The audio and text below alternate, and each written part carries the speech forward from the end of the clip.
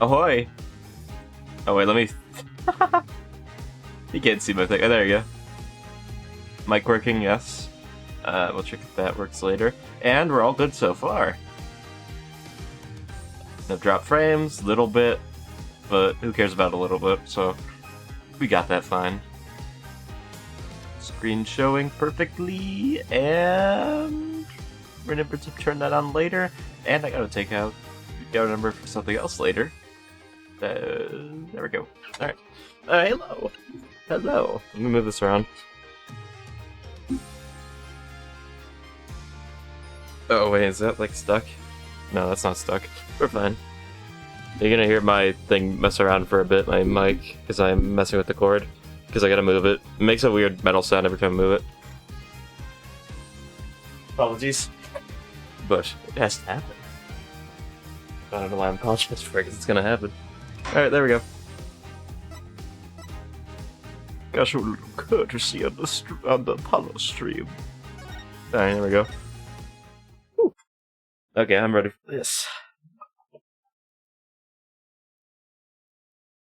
Well, I must admit myself, this is all quite... What? I said words, and they were the words that I was supposed to say, but I didn't say the words that I was supposed to say, like, exactly. But I kind of said them at the same time. Anyway, it does seem highly unlikely that he would fall afoul of a trap that had been sitting on his desk for 7 years. Paulo. I'm not a Papapalo. And I don't think we're winning anymore, okay? If you're thinking that, I don't think we're winning. I'm glad we're all back in the real world now. Welcome back to reality. We've been waiting for you. Okay, man. Okay, and then how do you explain the poison stamp that was in the envelope? The poison stamp? It seemed to have been removed. I think, something happened to it. That's really, odd. What exactly is this poison stamp again? Have you brought it to the court for us? Yep. I see no proof that such a thing ever existed. Wait, what? I have this. Right there. What about the Ashraquin residue, huh? Yeah, exactly. What do you think was there, then?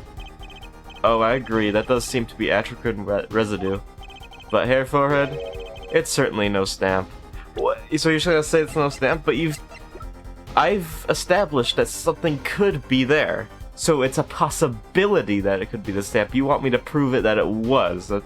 That could be your point there. That's a possibility. Anything could have been in there. Yeah, but if your precious poison stamp did exist, Drew Misham never would have used it. That is all. Irk. That frame. I believe I've come to the conclusion, I've come to a conclusion, but I don't know if you have. Again. Apollo... Were we moving the wrong... Were we wrong the whole time? I can't believe it again. I put palm on face. I can't believe I was wrong again. Was I wrong before? I don't remember the last few cases. But the poison traces match up. It can't be a coincidence. I'd like to bring some closure to this issue sometime this year. I will host a party. It will be the greatest party ever. And... Oh, okay. What is it, Mr. Justice? Yes, Your Honor. Okay, that wasn't my question, but let's review the facts and see where we can stand. 7 years ago, Drew Misham received a red envelope. It was a sick red envelope because I love me some red. My favorite color. Look at my... What is that called again? I can't remember. There were traces of poison Ashraquin on the document inside the envelope.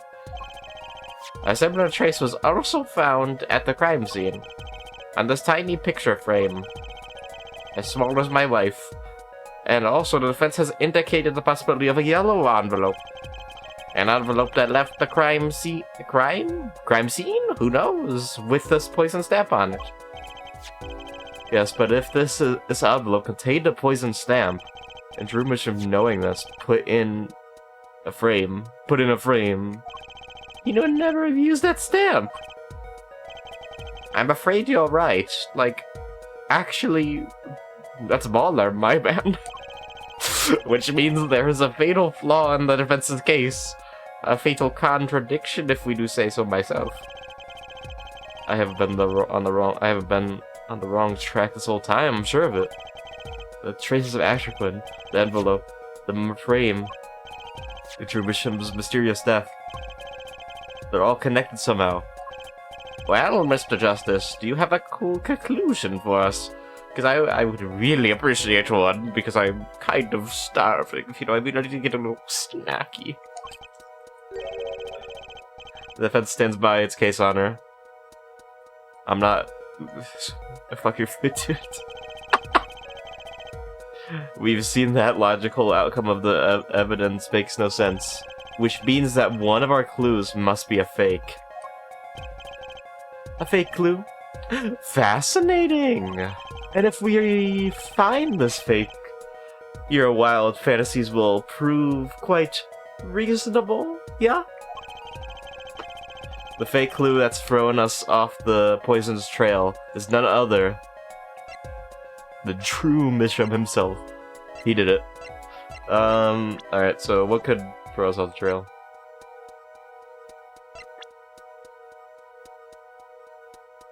What could it be?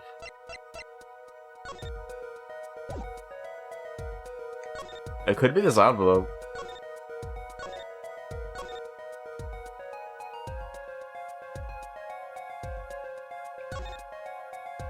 I think it's the envelope. That would make most sense, because that's like the only item that could possibly be forged or something like that. That'd be smart. Let's see.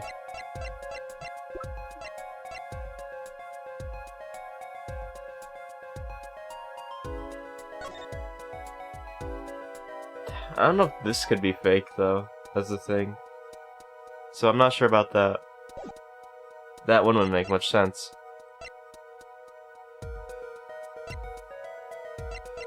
It's gotta be the envelope. I'm calling the envelope. This red envelope is a fake. Without a doubt, Your Honor. Objection! Wasn't it you who presented this evidence to the court? Oh. Hold on a second, Apollo. Poison on the envelope, the frame, and the puppy mug. They're all connected somehow. Oh, right. I can hear it already. It looks like the fake was you, Hairforehead. Now is no time for wallowing in self-pity. Let's get thinking, Apollo. Fake clue that's thrown us off. Okay, it's not that. Okay, so... It's not him. That's just stupid. It's the frame. This frame is the fake clue. Without a doubt, Your Honor. Oh, I messed up. Was it you who presented this evidence to the court? Oh, yeah. Okay, so it was... Drew? It was Misham? How was it Misham? Flog? That the victim was a fake clue? I'm afraid I don't understand. I'll explain. We have an envelope, a frame, and a mug, linked by poison. It all makes sense. What doesn't make sense is the victim himself. The Drew is fake. Hey, you come just in time. Just found out that apparently the victim is fake. Yeah, I see it. I don't know what this means. There's like, oh, what evidence is fake? It's so weird. Anyway, yeah, Apollo points to the left. He's like, he's right there. He's right there all along. Died. He was there. Nobody died. It's all good. It's you, Gavin. It's you. Wait, oh, what? You were the Drew all along. You were my father. You like when I named the The VC.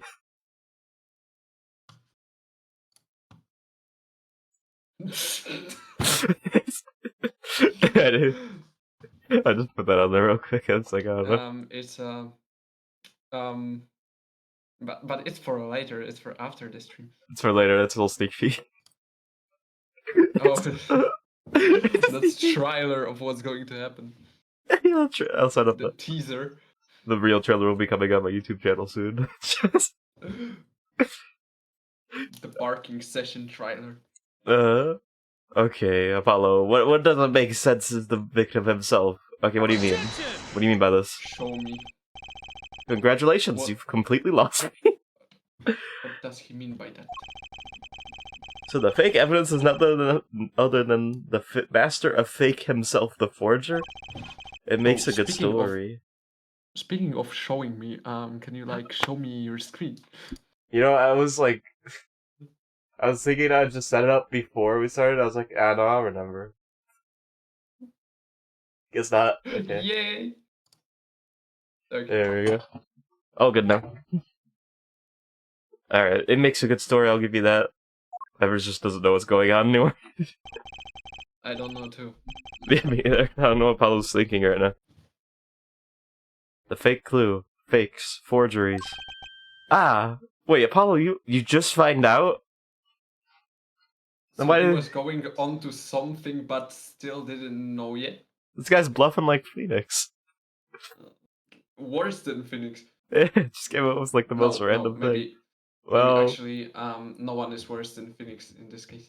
It depends. Depends what bluff you're talking about. I know that face. That's the... I just had an idea face. I don't know if I'm right. Got an idea! The idea must be here. My idea. But I'm going with it anyway. I may not have a brain, gentlemen. I've got an idea. I have no brain, but I have an idea. That's gonna be on Paul's like new shirt in a second. What if our forger is the fake? Come again? He's a fake forger. 7 years ago, our forger sniffed the trap and stepped aside. 7 years passed. Now the forger stumbles into that very same trap and dies. Why? That's what I want to know. Because the forger who was killed was a fake. What? What? What's that mean? Like a doppelganger? Here we go again. Wait. Why though? Here we are again. The victim was a fake? One forger smelled the trap. One forger fell into the trap. That's two forgers. Oh, and one of them was a fake. Wait. Wait. The forger was forged. Wait a minute. He's still here? Yeah, he just said in the background. He hasn't said anything yet. Oh, no, I don't know why he's here. So you're telling us that Drew Bishop, the victim, was a fake? Well, if he was a fake, who was a real forger? You better not be claiming there was some kind of switcheroo. I'm afraid you're going to have to back up your story. With evidence! With Mr. Justice, show us just who the real Drew Bishop was.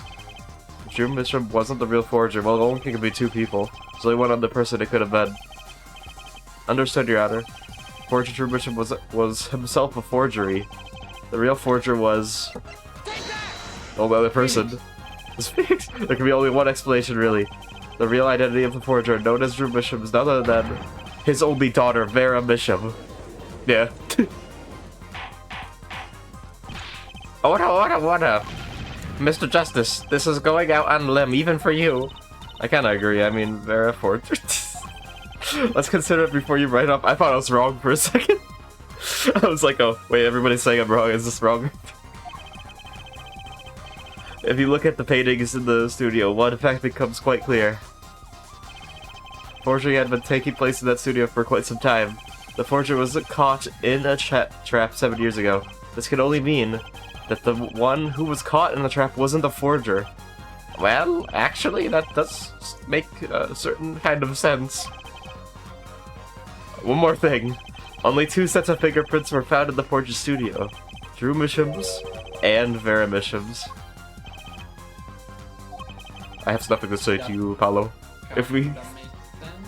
I'm not getting this. I kinda am. So we have 2 forgers, but then one high... So he didn't fall for the stamp because he wasn't the forger? But then why did he use the stamp? No, not really. It's like, Vera was the forger, and they actually tried to kill her, but she knew about it. Oh. And then he didn't know about it, and that's why he leaked the thing. Oh. But how did he get a hold of it? Like, he's like, yo, this stamp. It was in that frame on the table all the time. Why would he use a random stamp? Got a hold of it. I don't know why he would use it, though. That's the thing, why would? Yeah, that doesn't make sense to me why he would use it. If we know that Drew Bishop wasn't the forger, that leaves only one possibility by process of elimination. The forger was Vera Bishop. Yeah, there's no one else in there. Well... Here's a confirmation of what he says when he says.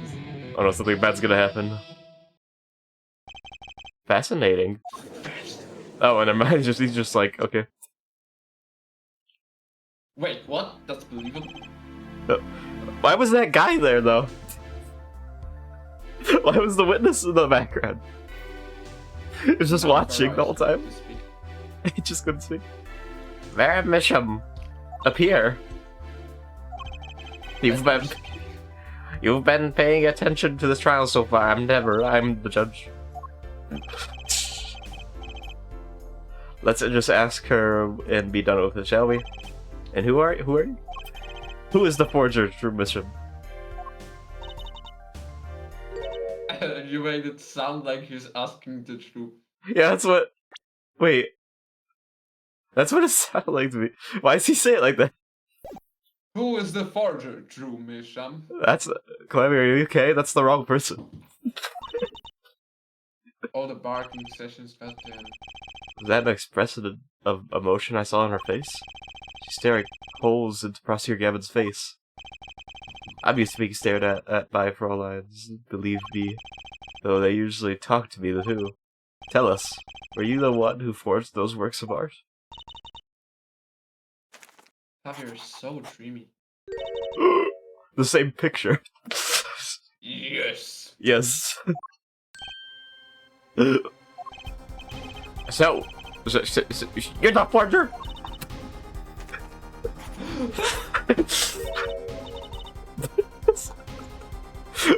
That was sad. Improv. That was sad. Yeah. Yes, it was me. What? Yeah, that's what I'm saying. Well, the court wasn't up, bro, and it was coming down. Wow, We had to break. Yo, what's going crazy? To be continued. I like her style. Oh, what's your style? I didn't even notice. I don't know, I'm just looking at her clothes. Oh, I didn't see. I was too focused on Judge screaming. That's sad. Well, anyway. It's sad. It's so sad. That couch was sad though. Okay. So where exactly does this leave us, Apollo? Well, the Drew Misham who was killed wasn't Drew Misham the forger, basically. What are you talking about? Huh? Well, who was he? Well, he was... It sounds so actually confusing, but it's actually pretty simple. Why are you talking like this? Oh? The music doing her nails. So you really made those forgeries. The nails must be shown. The hand. Schrodinger's nails. She always is doing them, but she never has done nails. Yes, for father. I know it was wrong. For father! For father. Could you tell us how it happened? My father was painter. I love painting No way. ever since I was child. One day, father saw it in me. He saw that I had the talent. The talent for making forge. What? He was like, "You really good for making forgeries. Come here, let's make some." I'll show you how to commit crime. Let's commit some crimes real quick. How should I say it? Yeah, the casual father-daughter activities. Yeah. Committing crimes. Hey, Grandma. Okay, so it was not only paintings I made. Even given the materials, I could make anything. Anything? Like Jebel. Oh, no, not again. Father was so proud. So happy. I had to redo his boss fight twice. One time. But in the end, I was making those forgeries. I've never had a good wait, what? That's not what I think it is it? Did you say constitution? Constitution. Nor personality. What? That can't be what it...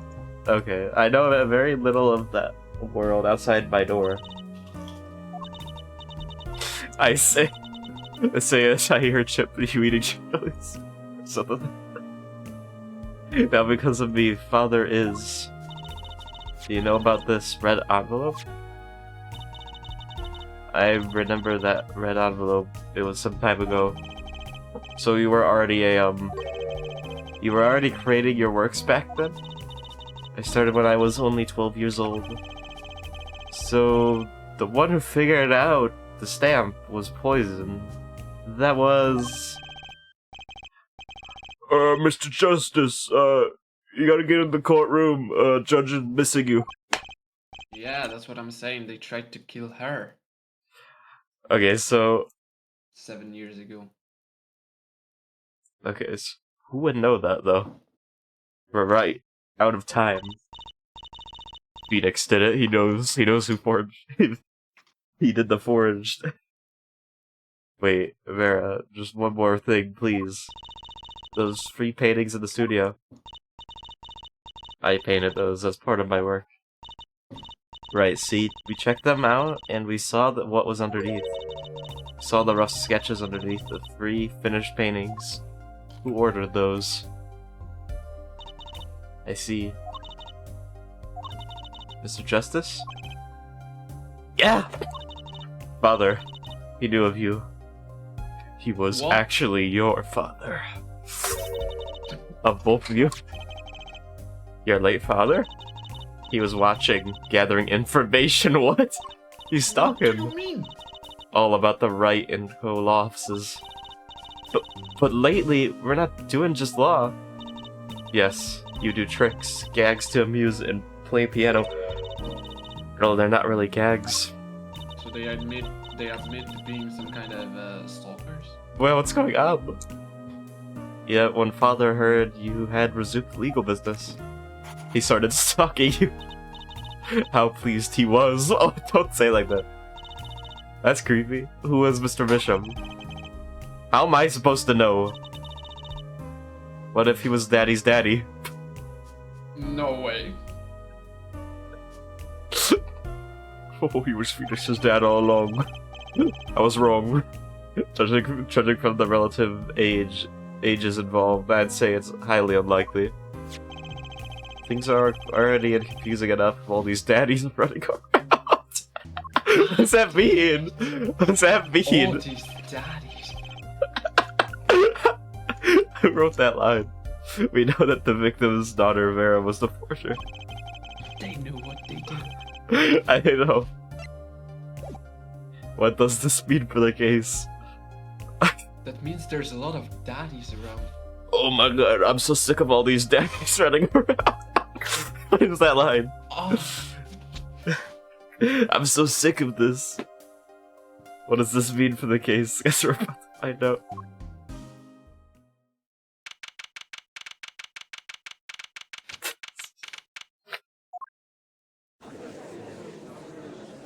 Why huge? What just now? Wait, what is the court? Vera seems pretty tense. She's practically chewing her fingernails clean off. Perhaps you could begin by telling us how it all worked. How did you set up this Drew Misham Forger persona?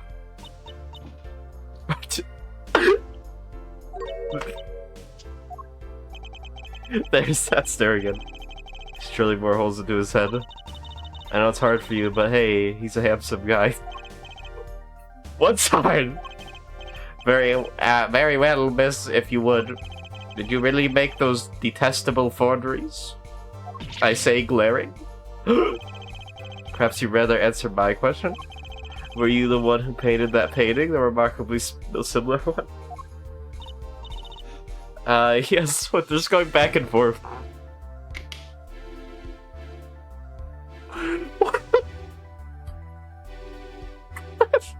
Clever. Now that's some serious question. Is he though? I bet his fans would say yes. But, I actually have to, I'm not answering that one. I don't know if he is. I painted it, yes. I mean, he is very dreamy. He's a Yeah, great but I'm not. celebrity crush, but I'm not answering the daddy question. I'm not doing that. That's too much. But the praise me quite highly for it. I'll be honest, I don't think he is. Judges He doesn't have the vibe. Okay, but you must answer the question: am I the judge? True, the truth. Maybe more of a more of a Gramps, but It's Grandpa. It's the granddaddy. Okay, we got it. Okay, let's that also isn't a material. Oh, she was the one who made the forgeries. What? Did you say the judge is not daddy material? Yeah, he is. Okay. This is unfair. It's messed up. He's a bit. He's more attributes. Yeah. Yeah. Age itself is not enough. Yeah. Yeah, she did not wish to reveal the truth of their operation. But the victim was a stand and a decoy. It was a mannequin. To the world at large, he was the forger, not her. Okay, I get what you're saying now, but I also don't. Because Apollo literally said that there was a fake, like, that died. So I don't get this.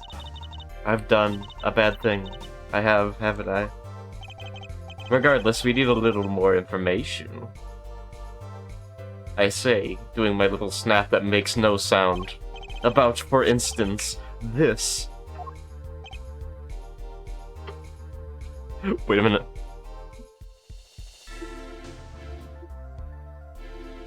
One second.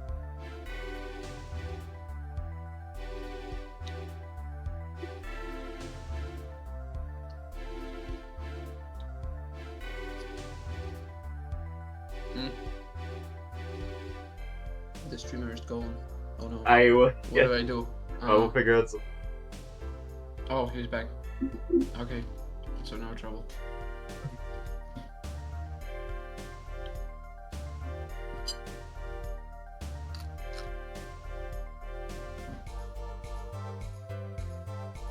Wait, is he back? Oh, yeah. True. Okay.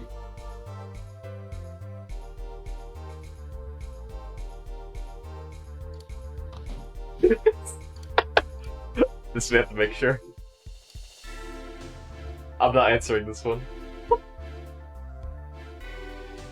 We must find out. What? We must. Did you see? Like what I posted in general.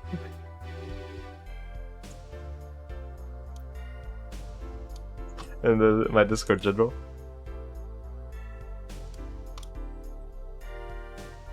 We have to know.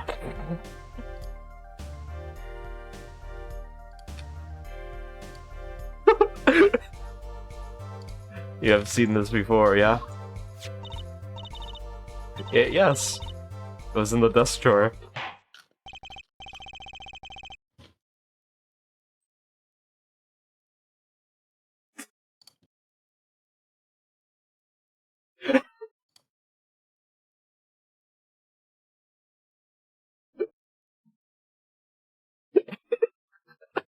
Very well, you may proceed with your testimony.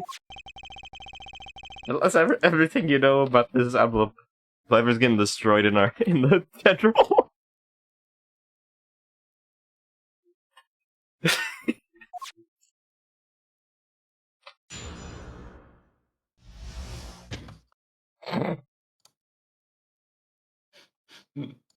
Somebody's gonna come into the Discord and just gonna see that. Now I feel kind of bad for Clever. We can't revive. We can't change. Yeah, we can't change. I mean that's the truth of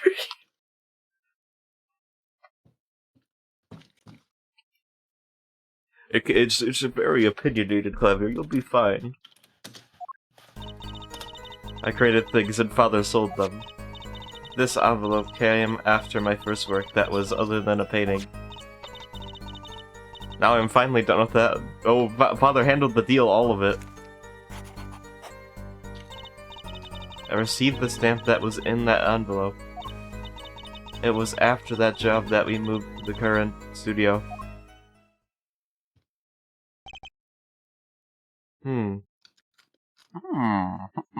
My food. Oh, that tasty fish. There was certainly much of great interest in your testimony. I was not thinking about anything. I wasn't thinking about food. Now that the witness realizes it. Very well, testimony.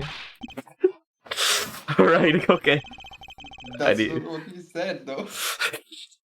I mean, cross-examination. That's what I meant. That's what I meant all along. I need more information about this forger. This true bishop.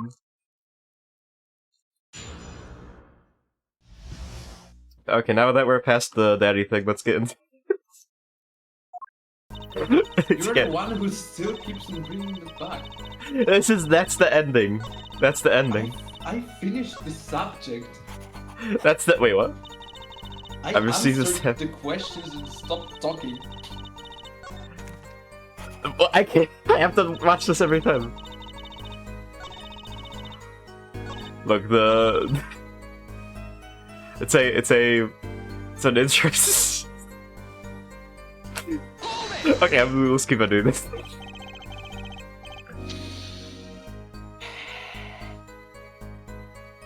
I was gonna say it's an interesting topic. Because it is. But you can milk it for too long. Yeah, that's true, but I can't stop how my brain works. I gotta say out loud that I'm not thinking about it anymore. I gotta say it. Admitting that you still think about it. No, that's the confirmation. It works the other way around. That's what I want you to think. Oh, there's some 4D chess. 4D chess. Yeah, the 4D chess. Okay. So these things you were making you mean paintings identical to other paintings, right? The closer they were, the happier Father was. I was happy too. Still, you're quite young now. When did your wage work? Why work? When would you work? My first painting sold when I was 12. Your Honor. She had no idea what she was doing was illegal. Easy there, little attorney. You're not here to defend her for the crime of forgery. True. Please tell us more about this envelope. This envelope that may very well have killed your father. I keep on saying that differently every time. Alright. Okay. Hold that. By other than a painting, you mean you'd only done paintings up to that point.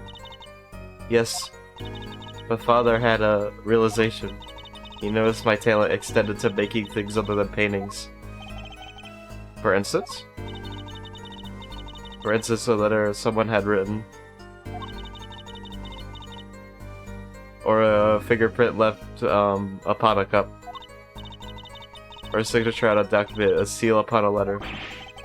Well, this makes her sound very incidental. Yeah, I have noticed the character design in this game is way better than other ones. I feel like. Or did it get killed by a paper cut? Yeah, the paper cut was a critical hit. 99 damage right there. It's dangerous. And the $100,000 promised in this letter was the start. The beginning of a new industry for journalism. A new industry? What is that? The creation of items to be used in criminal proceedings. Forging evidence, in other words. Uh-oh.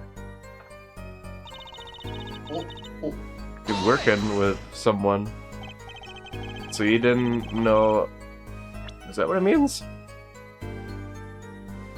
Hey, somebody must have hired him. So you didn't know how the things you were making... the things you were making were being used. I enjoy painting very much. I think I understand. Fraulein has lived in an unusual little world. Can you tell us what happened to the papers that were in this envelope? Father signed them and sent them back, I believe. Did he follow the instructions? Send in the enclosed envelope with the enclosed stamp? This is a rather important matter. Give your answer some thought. I see what happened. Okay. See? You see the stamp that was in that envelope? Yep. What do you mean you received it?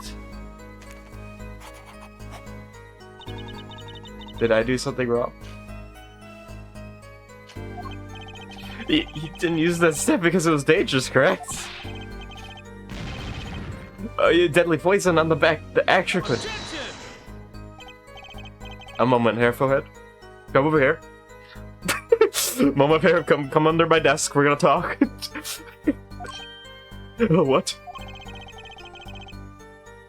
You can't force an answer upon the witness. So.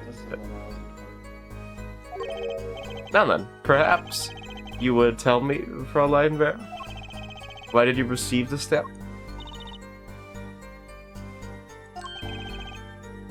Is something wrong? It was beautiful. Ah, you mean it was one of those commemorative stamps? Yes, I think it was. So, you didn't know about the poison?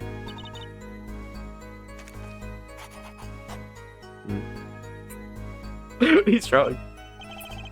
I guess not. So the trap failed by chance by mistake. Wait, so then how does this work? Thanks to this commemorative stamp. Quite the close call. So you framed the stamp because you liked how it looked. Is that what happened here? Yeah, that's okay. what she means.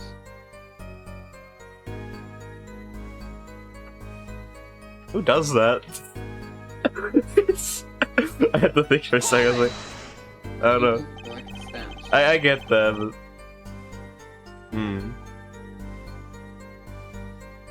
Especially if it was used for a job, though. The only impression I have now is that Drew, the father, not you, was pretty much an asshole Because Yeah. he wanted to use his daughter's precious stamp to send a letter. Yeah, he's not great at all. Hey, you mean you moved to where the current studio is? Yes, we saw very few people there. I began drawing picture books. The single job had tied them to the criminal world. I'm glad we're done with that ridiculous witness. Now we have actual better ones. This is like way better. Yeah, that's very fortunate. Okay, I think Mr. Bishop wished to reduce their visibility in the world at large. This one could only be a little bit more emotional. Yeah, it seems very cold so far about when we had to meet someone for some reason. Father posed as the creator of the work. So that was the real essence of the artist, True Bishop. Yeah, there, someone on the writing team messed up. You did the work and he supplied the face. So you really didn't know anything, did you? You had no idea how much danger we were in?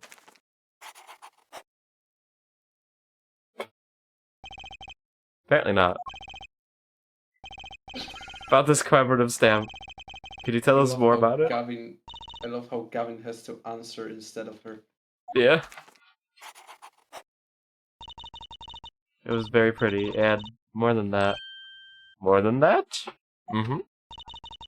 It was a picture of people I liked at the time. What was the stamp of... Wait, What do you mean? what was the stamp? Yeah. What the stamp was. Huh? This is something new. Why he always... He's been doing this like 7 times during the trial. Apparently we've got some cross-examination yet ahead of us. If you would be so kind as to continue your testimony for a while. Big letters, no. Oh, that'd be funny.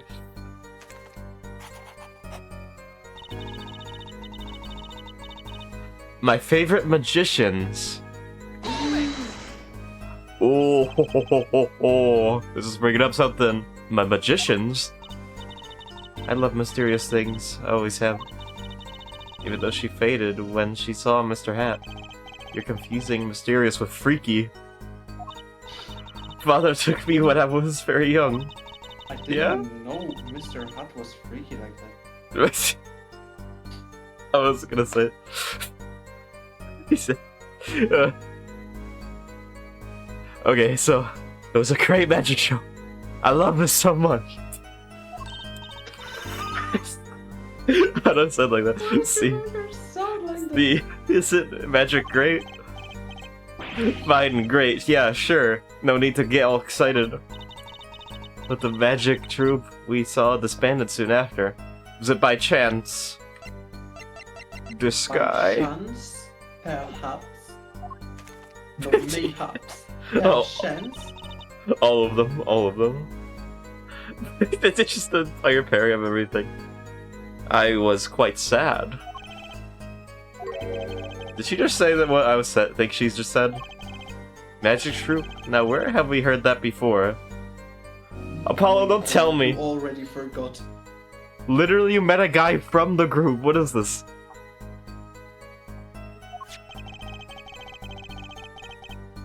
The red envelope came after she completed her first job. That makes a letter from her client, whoever wanted a forgery made. Apollo. We're close. We just have to piece together the parts. Put that the weapon in a red envelope, and the path it took to take Drew Bishop's life. But you said it was fake!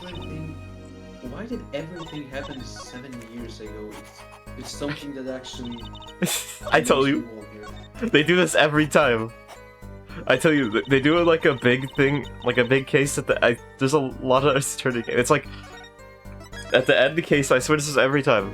You know, they'll be like, there was this thing that happened 10 years ago. And every time they mention something happening 10 years ago. Yeah, or something. And now it's 7 years ago. The thing is that the 7 years ago thing is here basically throughout the entire game. Yeah. It's like the whole Like, thing. the first thing you hear is that Phoenix lost his job 7 years ago. Yeah, we just keep coming back. They at least they're getting a hold of, like, they're actually keeping it throughout the thing at least. Okay, so this has to be the one. Well, I think I know what to click, but that works. Those magicians you liked, was it this bunch?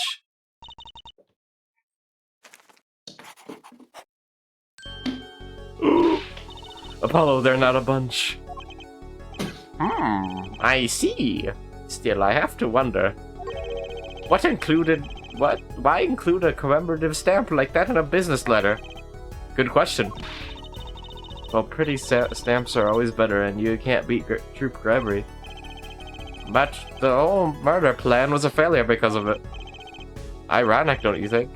Prosecutor Gavin. What? Prosecutor Gavin? Graham Cracker. He's hungry. Graham Marie. What's with Gavin? Does Clavier not?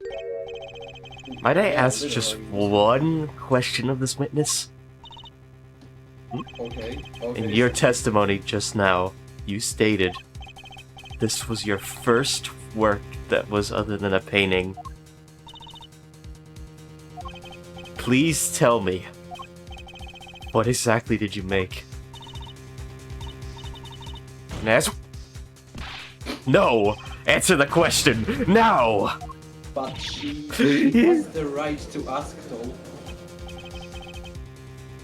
Prosecutor Gavin, calm your little... Calm down. You're usually not the... What? I was gonna say, calm you little dog or something. I don't know. I was like, I don't know about that. Yeah, it's like, he stopped because he he forgot he was in court. Yeah, Gavin is so dreamy you can forget sometimes. You're usually not the one whose volume concerns me. Yes, it is. I'm becoming of me. I apologize. But I must know, please, Miss Bishop. Tell me. It was a book. A single page. And a book. A book. Please be more specific. Puts hand on wall. What is Gavin up to? What's this guy doing? It was a handwritten book. Like a diary. Oh! Why is he so bad? He's busy. No! I don't know! Is he okay?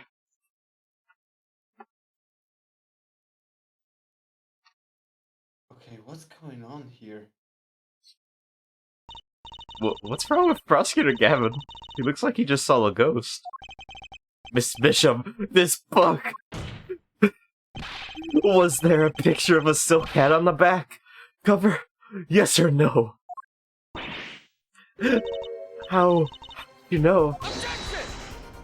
What? Prosecutor Gavin, the defendant is answering all of your questions. Stop badgering her. He's told you nothing, has he? Your soiled, sullied mentor had nothing. Sullied? Who? Phoenix, right. Who else? Daddy? He never told you about the trial 7 years ago? Oh. Oh, was it the thing he forged? Is he going to tell us? Okay, wait, was this actually... Okay, this is actually the thing I was thinking, but how he came to lose his attorney's badge? Huh? It was a certain piece of evidence that decided his fate, you know. A certain diary. Oh, okay. On the back, it bore the mark of the silk hat. What? Unbelievable. What do you mean a silk hat? Wait a minute. That means Phoenix did it.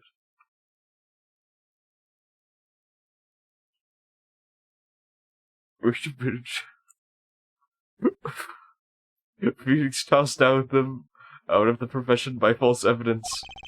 And the forger who made that evidence. Is this girl standing right in front of me? Vera, you must tell us. The evidence you made was used in a trial 7 years ago. Who asked Drew Misham you to forge that evidence? For all of our sakes, who was it? It was. I bet it was Christoph. Yeah, it's like Christoph. It's like, hey, can I have this made? We only met once. Wait, you met the client? Okay, Well, that's huge. Who was it? Well, that's pretty easy. Okay. Well, it's not gonna be easy because she'd be like, I don't remember. It was. What's going on with Vera? Oh. Is she looking at Gavin? Wait a minute. She's staring at Prosecutor Yeah. Gavin's face again. Yeah, okay. Oh. Oh. Guess what? Okay. Is there something wrong about me? I remember clearly. I remember who gave me the book, the diary. Who was it? Can't say. Huh? Choke. Vera? Oh. What's going on here? Of course. The devil.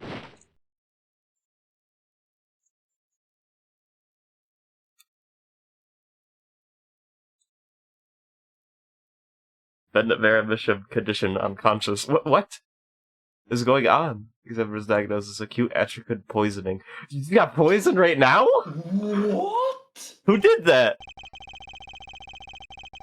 This ends the recording of the trial of... Recording? Oh, the time travel arc! The time travel arc! The time travel arc! You're here! We're here, baby, let's go! For the murder of Drew Bishop. Vera Bishop was, during the trial, poisoned by an unknown assailant.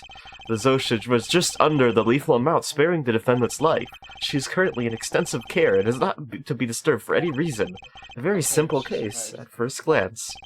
Until it finally began to show its true colors. We're going back in time! Let's go! The music even went back in time. Oh my gosh. The long road to the truth takes us to the record of another trial. Oh, we're at the end of the time travel arc. Yeah, I was right. So beautiful. In some ways, that was the starting point of it all. Oh, young Gavin, and that is where we must go. Glad you're looking tidy. And to find the truth. This is the time travel arc. Small trucy. Yeah, this is the time travel arc. It's finally happening. So we went back like 7 years. Yeah, here we go. Oh. Yeah, here we go. 7 years ago trial. This is the time travel. Okay, so now I see why Gavin got so mad when he found out. Showdown time. Wait, what? Because he was the freaking prosecutor during the trial. I lost. Let's go. It's only a game of poker. A game I've played for a long time, and only lost twice. Who was the first? The man I killed, of course. Oh! Well. Why he looking like that? It seems like I've found the partner I've been looking for all along. Over a game of cards? Why, yes. Over a game of cards.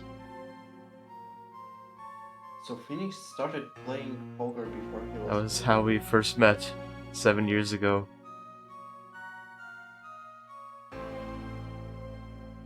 Oh! Oh! The time travel is back. Phoenix Wright's final trial.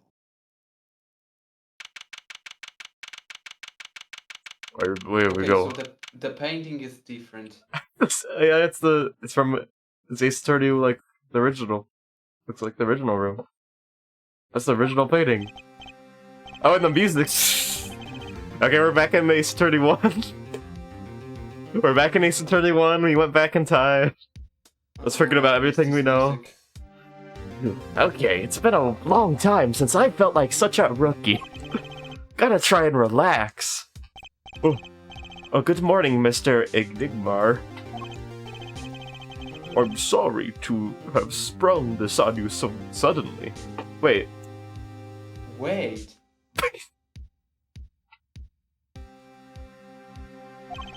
I received the files from your previous attorney only yesterday. That's a poker guy. Honestly, I'm not entirely sure I'm prepared. Yeah, it looks like it. I understand I am asking them. I understand I am asking the impossible of you. Yes, well, you haven't really told me what happened yet. He's got very similar cape to Trucy's. It's Trucy's dad.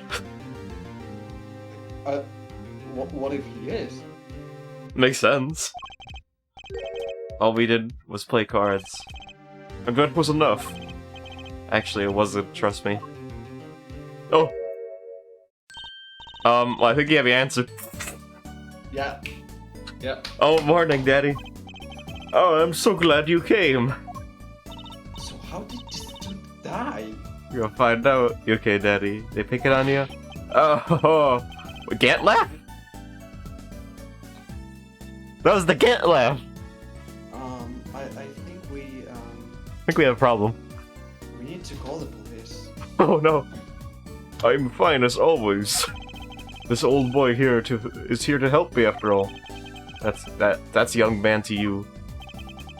Good morning. That's a cute outfit you have on. Thanks. My first show's today after all. Oh, I'm sure it is. What the heck is she talking about? Oh, old boy. Not me. Look what he's started. Here. Wait, Edgeworth? Edgeworth, come on. Up here. Magnify Grammary. What's this? Magnify Grammar. What? We're doing 2 trials and one. It seems fake clocks will make me wait a little longer. At least only less than 10 swift minutes remain. To all those who have supported me in my life's work, I give thanks. That's a will. I don't know, I just got it over there in the hall. They told me to give it to the old boy in the blue suit with spiky hair. They said it was really important. I bet it's Edgar who gave you that. What's this? A memo for you or such? Not from the looks of it. What is this? Looks like some page from someone's diary. I'll give you a read later. It's a will. Oh, is that the forged evidence? Oh, because it just mysteriously got... Okay, look on the back. Is there a letter? Oh. Well, that's the crime scene. This is weird. Her father died! Wait. Are you sure she just said his father?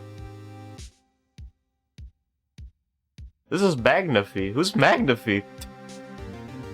Wasn't this her father? Wait, am I confused? No, it's this guy. I thought Magnify was her father. I don't think so. I don't remember hearing that. Well, how do you feel about the trial today? We'll get through it, somehow.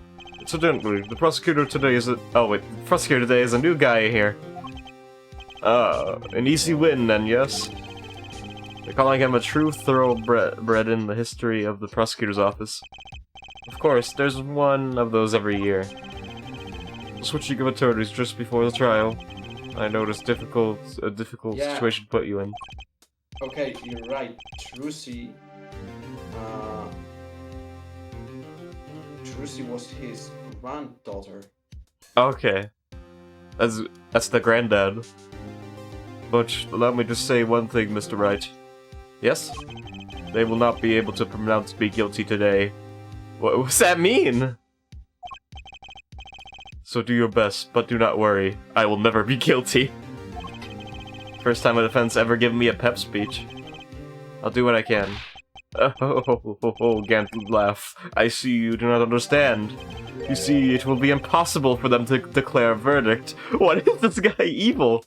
You know, they will never declare a verdict. Impossible? Yes, isn't that right, Trucy? Yep, you bet, Daddy. My first look at the case was only yesterday, and the information I was given was a tad lacking, to be honest. Still, I'll do what I can for their sake. I believe the curtains will be lifting any time now. I am in your capable hands, Mr. Wright. Glad it is Shady Enigmar. Shady Smith. Yeah. Why is this guy giving me fake names? Known to the world as Zach Grammary. He's Zach, okay. His father. A wild, popular magician star of Troop Grammary. His mentor, Magnifi Grammary, was a rare breed of magician. He single-handedly ushered in the golden age of stage magic until he was shot dead. And Zach Grammary is the suspect. Okay, so he was the defendant, and what I see is that Phoenix lost the case 7 years ago. Oh, we're about to lose it again. So he had to take care of his daughter. Yeah, that's what it seems. He's the best. And wait, wait. So because he says I'm not gonna get pronounced guilty, so I'm guessing got guilty. And Yeah, because what? of the forged evidence. I And he guess. ran away. He didn't expect the forged evidence. This guy's a horrible dad. I'm already not liking this guy. And you just met him. Yeah, that's not a good sign. Court is now in session for the trial of... What was that? What was what? I just heard a loud sound. Your mic. I don't know what that was. For the trial of Shady Enigmar. Might be moving something. The defense is ready, Your Honor. Oh, ho, ho. Is the prosecution ready? I was just thinking, is this what all the fuss is about? Bit of a buzzkill, really. Buzzkill? Is this some kind of new crime? One of the worst. This is a trial, yeah? Where are the sweaty palms, the pounding hearts? Gavin's concerts got 10 times the thrill this gig got. This is court! Who? Where are you again? Clavier Gavin. I came to get the party started, legally, yeah? Gavin? Defense attorney Christoph Gavin's... figures my bros got more famous in this part of town. Clavier Gavin. Lead singer for the mega hit band, the Gavineers. You're out of your league, rock boy. Classic Phoenix. I know what you're thinking. You're out of your league, rock boy. What? You can read minds? True, my debut single, 13 years, hard time for love, went platinum overnight. But that's just a hobby to me compared to this, yeah? Talkative, aren't you? I like your affected Euro rock accent, by the way. I'm just getting warmed up. Yeah, Attorney Wright. I kind of miss this Phoenix. Yeah. I wish we had more of him. Yeah, he's good. Hopefully he comes back in the next game. Yeah, but now what? The other thing I wonder about is here's that case 7 years ago. Gavin is already on the prosecutor's place. Where is Edgeworth? What happened to Edgeworth? Yeah. Hey, maybe we'll find out in the investigation game. He's already not here, so something happened earlier. I think the investigation game takes place after this trial, I think. Really? Or something. I don't remember when it does, but it's something around there. I hope it does, because that would be interesting. So we can find out, because it shows what Edgeworth and Gumshoe were up to in that game. We get a whole game of Yeah, Edgeworth and Gumshoe. But I thought it's gonna be like something between this game and the original Ace Attorney trilogy. Maybe, I don't know. I have to see. It probably is, but I have to see. they'll probably be like, they'll probably tell immediately, but there's 2 investigation games. Actually, Yeah, a there really are smart 2. idea. It was a really smart idea to make a Edgeroof game, because it's like, that's like, Edgeroof and Gumshoe, too. Like, actual smart. And there are even 2 different Edgeworths. Yeah. That's gonna, we're gonna come with that one. Perhaps you would be so kind as to fill us in on the case. Yeah, double Edgeroof. Actung, baby. Time to call on an opening act. What was his name again? Ah, yes, Detective Gumshoe! Hit it! Gumshoe! Yeah! Yes! He's looking good, he's remastered. And you are... hey, you were the one who called me up here, sir. Why is he so small? Yeah, he's kind of short, but Why is he so small? He feels way smaller in this. Oh, name's Dick Gumshoe. I'm a home homicide detective down at the precinct. Detective Gumshoe. Long time no see. long time no see. Yeah. Hey, you. Huh? Me? Today's the day, pal. Today I win and you lose. Where does this come from? What do you mean? Where does this come from? I got confidence in my testimony today, see. Where does this come from? He's gonna testify. What is this? What, you normally lack confidence in your testimony? Hey, detective, this is my stage. Can the antics? Huh? All this hey youing and such. And I could care less about your history together.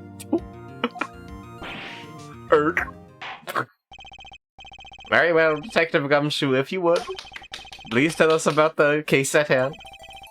It happened 6 days back in a room at the General Hospital. I'm so hyped right Oh, I mean, yeah, that's good. He's back. The facts are as simple as they come. Here's the crime scene.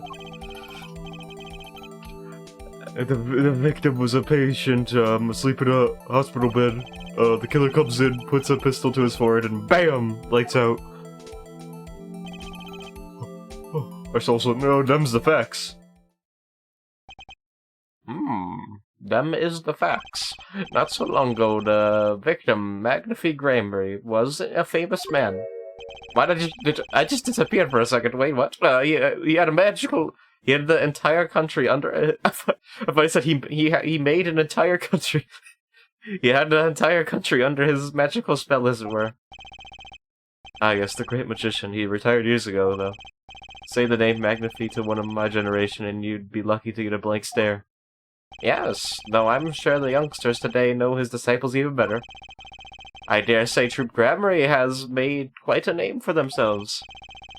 Anyhow, the retired Magnify's been in the hospital for the last year. What was it?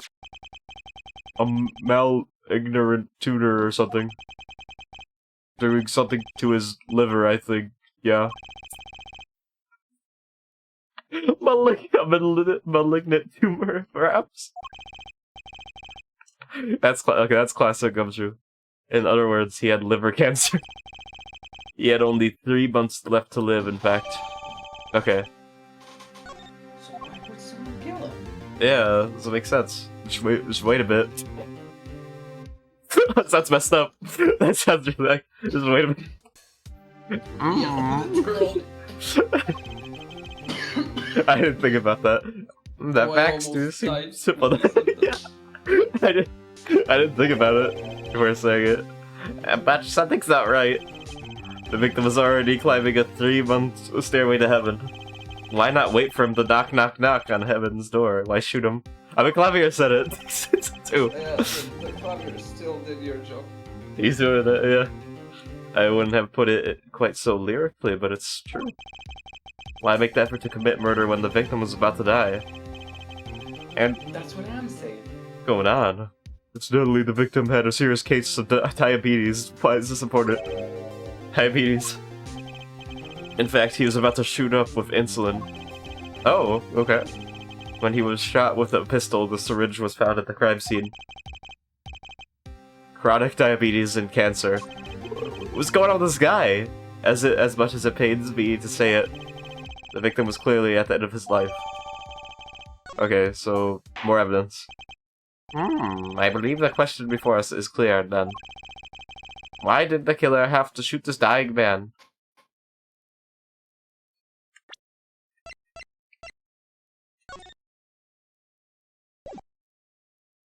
Was it really a killer though? What if it was just him? That would make the most sense. Why did the killer have to shoot this dying man? What reason could he have had? Do we have fingerprints on the gun then? Maybe? Very well, detective. Perhaps you can enlighten... This seems like the more logical thing. Unless they actually have evidence against the guy.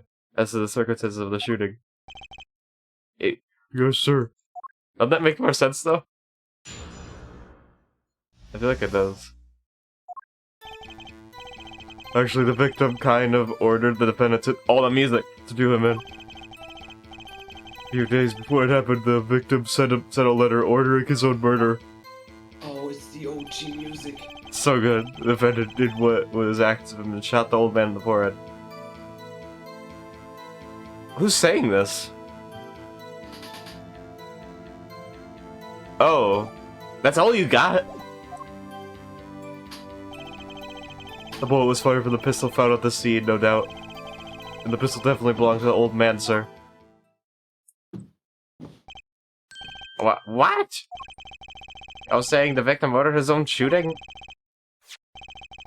Those are the facts. I have here the letter in question. Well, that makes way more sense. That goes into my theory even more. My beloved students... you don't... Let me read! It faded away too fast. I have to read that. Very unusual indeed. Although, could such a thing as a letter really cause one to pull the trigger, I wonder? I believe the answer to that question can be found at the end of the letter. Ah, you cannot refuse, and we both know the reason why. Blackmail? Ace Attorney loves blackmail. They literally do. They love blackmail.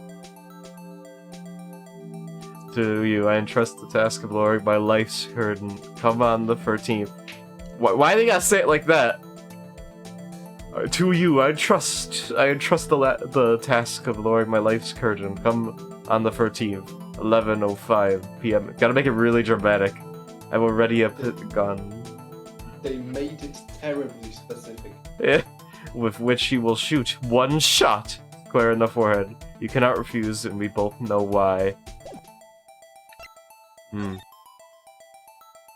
Okay, so there's already a thing that bothers me. Yeah. The letter talks about. Okay, Phoenix.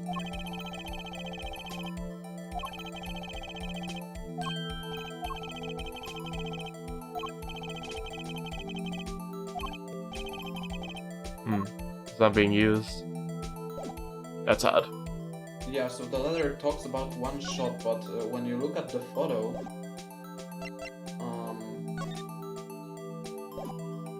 yeah, here it is mentioned about one shot, but look at the photo. There's two. This clown on the left is also shot. What is that gun? Do we have, like... We had the gun that would be fingerprints. You must shoot me with, this very old pistol. Oh my... Why he looks like that? He looks like a villain. He looks so evil.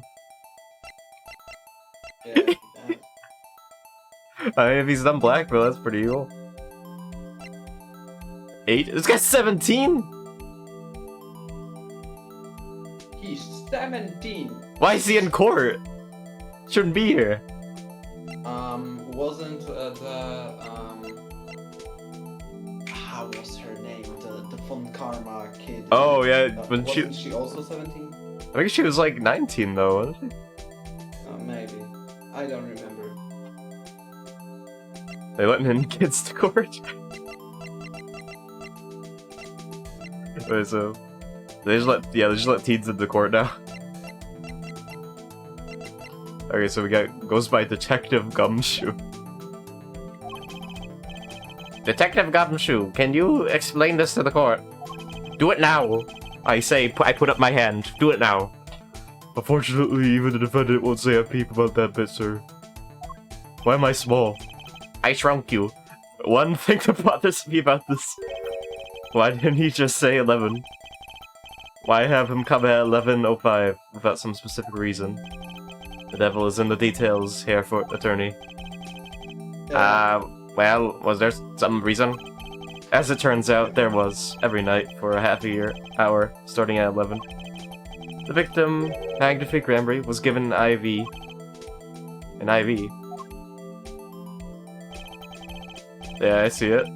There it is in the picture, off to the side of the bed. Why it look green? At 11, a doctor would have come to set up the IV. 30 minutes later, he would come back for the empty bag. This happened every night without fail. So that was the only time they could meet without the chance of an untimely interruption. During his IV. Okay. Very well, shall we begin? Mr. Wright, your cross-examination if you would. What's his reason he couldn't refuse, I wonder? You could have at least mentioned it to me. Cross-examination. Here we go. Cross-examine this Ooh. gumshoe. We're back. Like in the bag all day. What? I get what you're trying to say, but it didn't turn out well. Like in the good old days.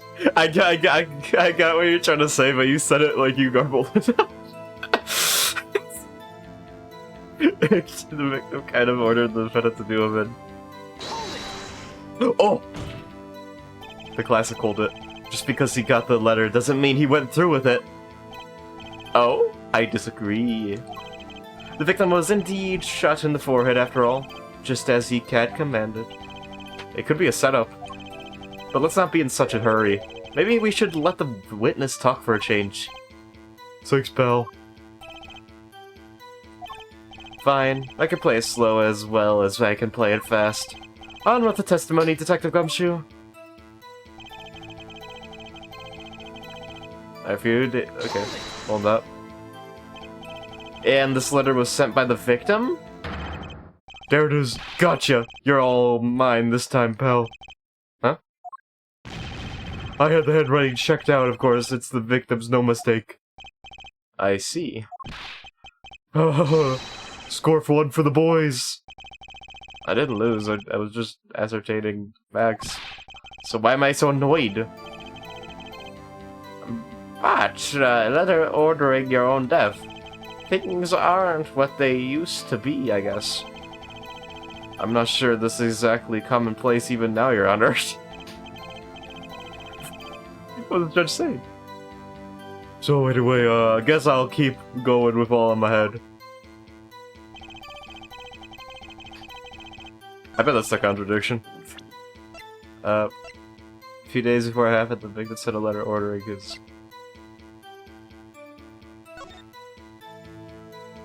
This is the forged evidence.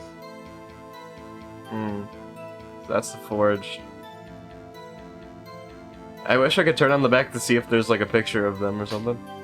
Okay, wait, but I wonder, what are we supposed to see here that is so important in this forged piece of evidence? We wait a little longer, at least less than 10 minutes. That's really odd.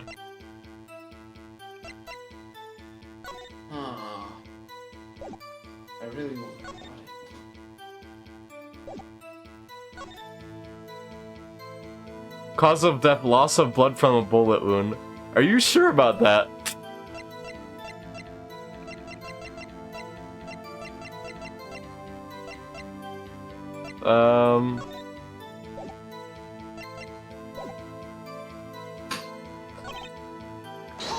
Autopsy report doesn't make sense.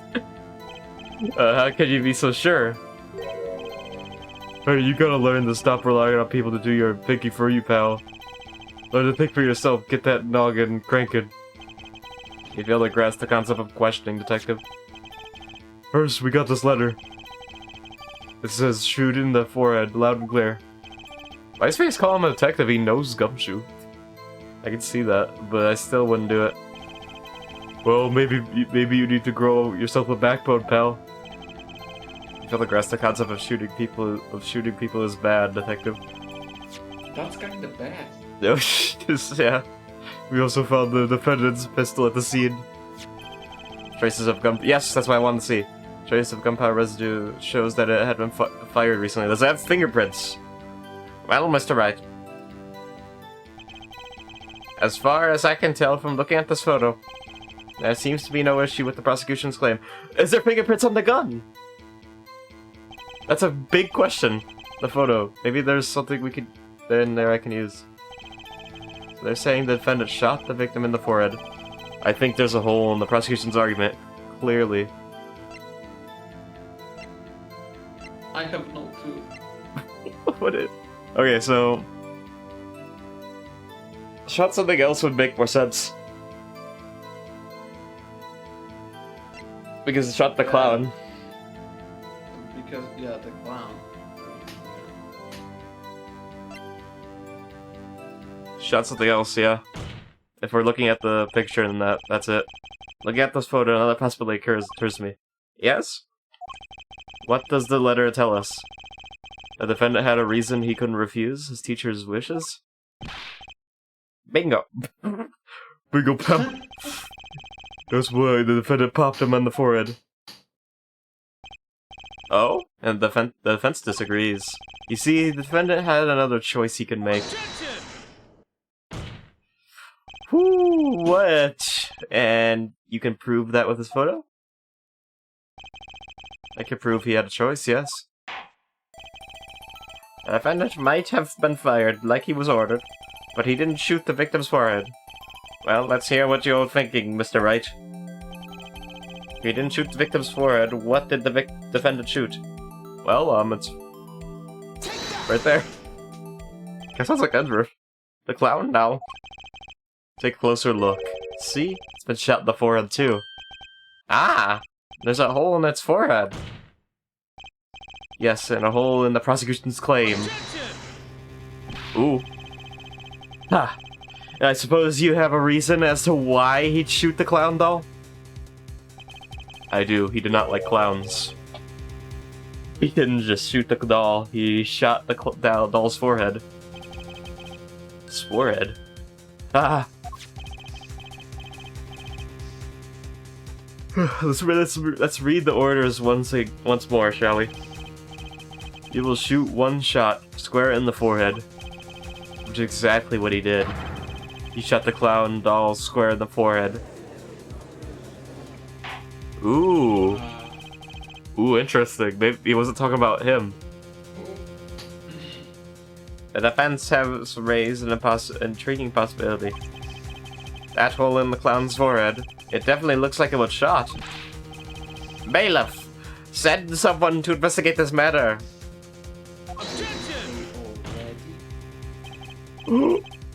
I admit I'm impressed, but I expected nothing less. Still, this doesn't mean he didn't shoot the— Also, Clevier, why are you the same height as you are? He's the same exact height as he is in the future. This guy doesn't change height. He didn't get higher after reaching 17. Yeah. He doesn't even look 17. At all. Perhaps he did have to shoot a forehead, as ordered. But the letter says nothing about whose forehead. This was the only way he had to follow his orders without taking a life. At least he didn't shoot her forehead. Yeah. The bullet hole in the clown doll's forehead does demand an explanation. It might very well be a clue. Yet Prosecutor Gavin is right, as I always agree with the prosecution. It alone does not prove the defendant's innocence. You cannot say for sure the defendant didn't shoot the victim.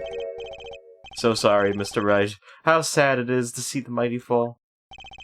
How sad it is to see the novice's overconfidence. He doesn't realize just how big this little hole is going to get. Yeah, Gavin seems really unprofessional. Which Yeah, is, this is first trial. Yeah, but I'll be honest, it is actually a good thing because it's like his first trial. Yeah. I wonder where and how it's gonna go bad. Have to see. Ooh. Detective Gumshoe, please take this newfound fact into account as you continue your testimony. So what if you shot the clown? He still shot the victim, pal. Well, we have the... Oh, I still don't have the gun. Could solve this so easily if we had the gun. So let me get this straight. Can find out how many shots were shot and that kind of thing. It's so easy. You're saying my client first shot the clown and then shot the victim. Hey, not a bad summary, pal. More of a confirmation in a summary, but whatever. That was really more of a confirmation in a summary. Why are you reading minds? But our defense attorney seems pleased enough with himself. Do these people ever miss a chance to mock me? Oh, now that Mr. Wright's had gotten out of his system. Javier, you can't do this now. You can't do this now. Already? You're only 17. You can't do this now, man. Shall we continue with the testimony? I didn't have time to gather all the details before coming in here. This might be my only source of information. Better pay attention and read this letter carefully. Okay. So I need to use evidence of this last one. Why can't I skip these ones? So if he shot the clown, he still shot the victim, pal. Is there anything that looks weird on here? He was writing something, and the page ripped out. Oh!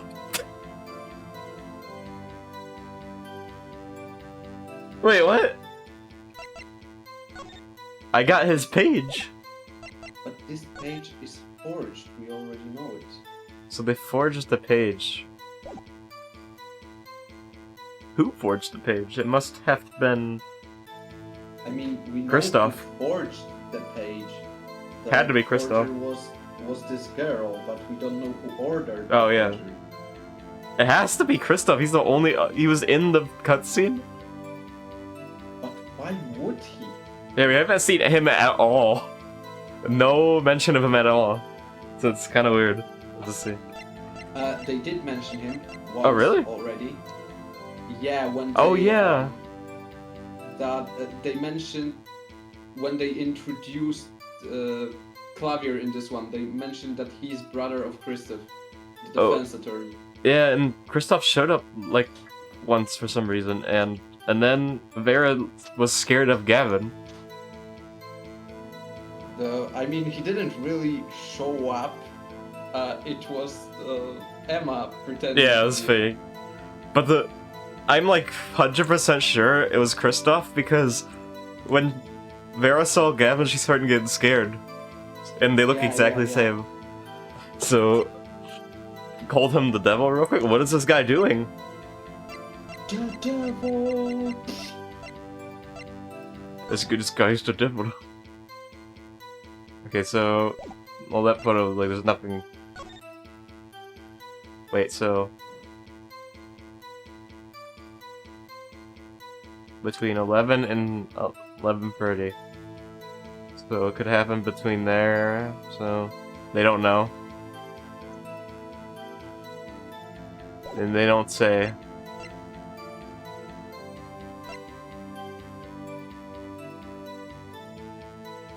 Mysterious paper, diagnosed with... Okay.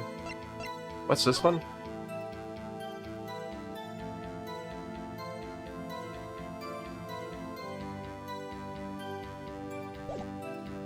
Does it have to be this?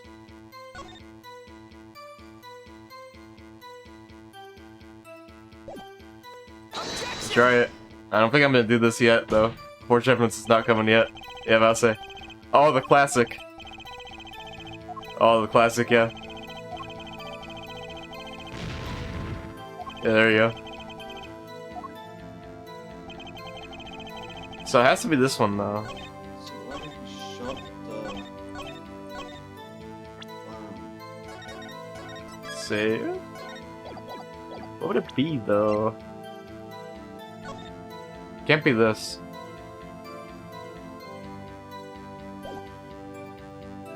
What if it's the letter, because the letter only mentions shooting once. Let's see. One. Yeah. Okay. Yeah, that's right. Wait, what? I guess it wasn't. It's not. It says Every one time shot. I think I'm cooking, I'm actually not. What is this?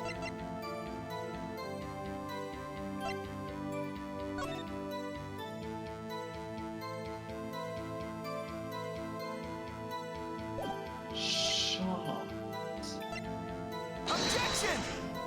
That don't work either. Is it not?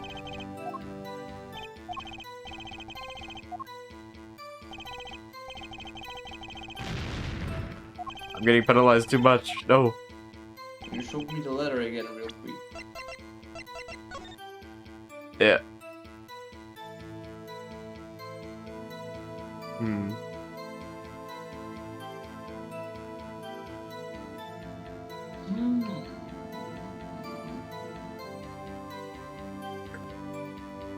Okay. 11:05 p.m. What does this say? Well, that works with that.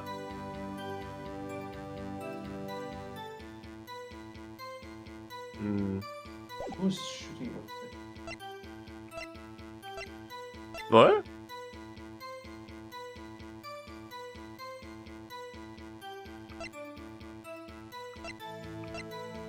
Someone's shooting outside, but What?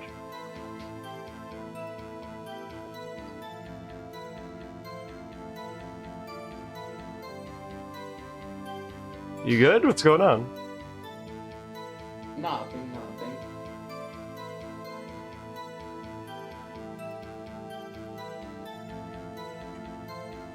Yeah, it's all good. What was it? I don't know. Hmm. Just a random shot in the middle of the night. This is weird.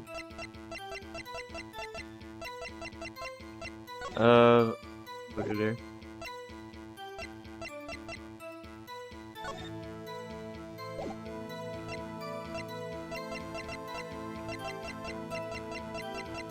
I don't know what it'll be.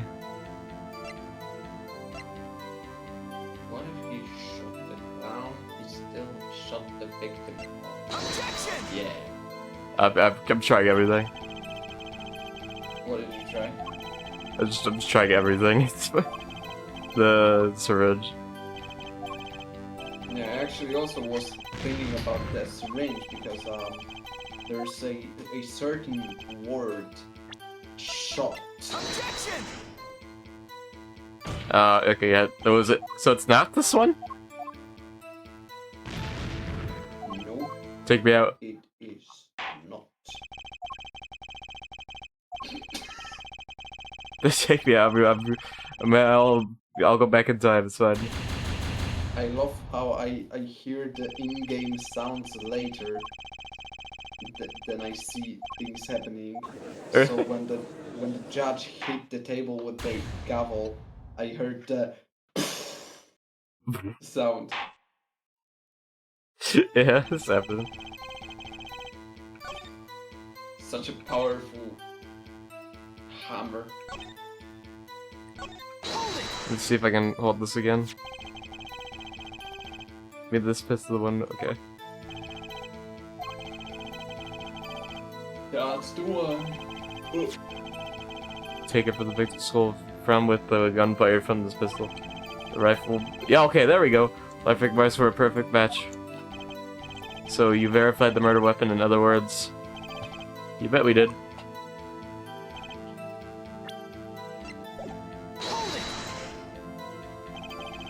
He's so certain. What What pile of sand has your head been stuck in all this time, pal? You never heard of Zack and Valiant's quick draw shoot 'em? Huh? What's that? What are the defendant specialties? Zack and Valiant stand on either side of a girl. Oh my gosh, it's the young Then they shoot. Oh, wow. But the bullets don't hit her. Instead, they hit everything else on stage. Wait. I skipped way too fast. Someone look kinda familiar. Like, who would it be? This was one of the pistols they used in their show. Got a great design, huh? Kids love it. Many boys and girls joined the police because of that pistol, I hear. You know, that would explain a lot about the police force. Troop Grabbery stopped doing that act a while ago. The old man held on to that pistol ever since. Ooh. I bet something bad happened with that pistol. That court would like to see the pistol in question, yes. You got it, sir. Here she is.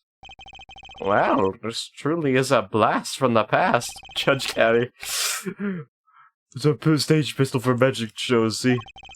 But it can fire real bullets. It looks so much bigger in real life than on TV. Yeah, but it can only hold one round. By the way, the pistol's firing chamber is empty. And it shows traces of having been fired recently. So, were any fingerprints found on the gun? Unfortunately, no. Of course, the defendant is known for wearing gloves. Might say that a lack of fingerprints is, in fact, a fingerprint of his own. Aha! Intriguing point. Well made. Whoa. Not well made. Not intriguing. In any case, the court accepts his evidence. My grandchild would get a kick out of seeing this. But now it's time to return to our testimony. Wait, what does the gun say? No fingerprints! Yeah, no fingerprints. Fires one bullet. Ah, I can't see his hands. No.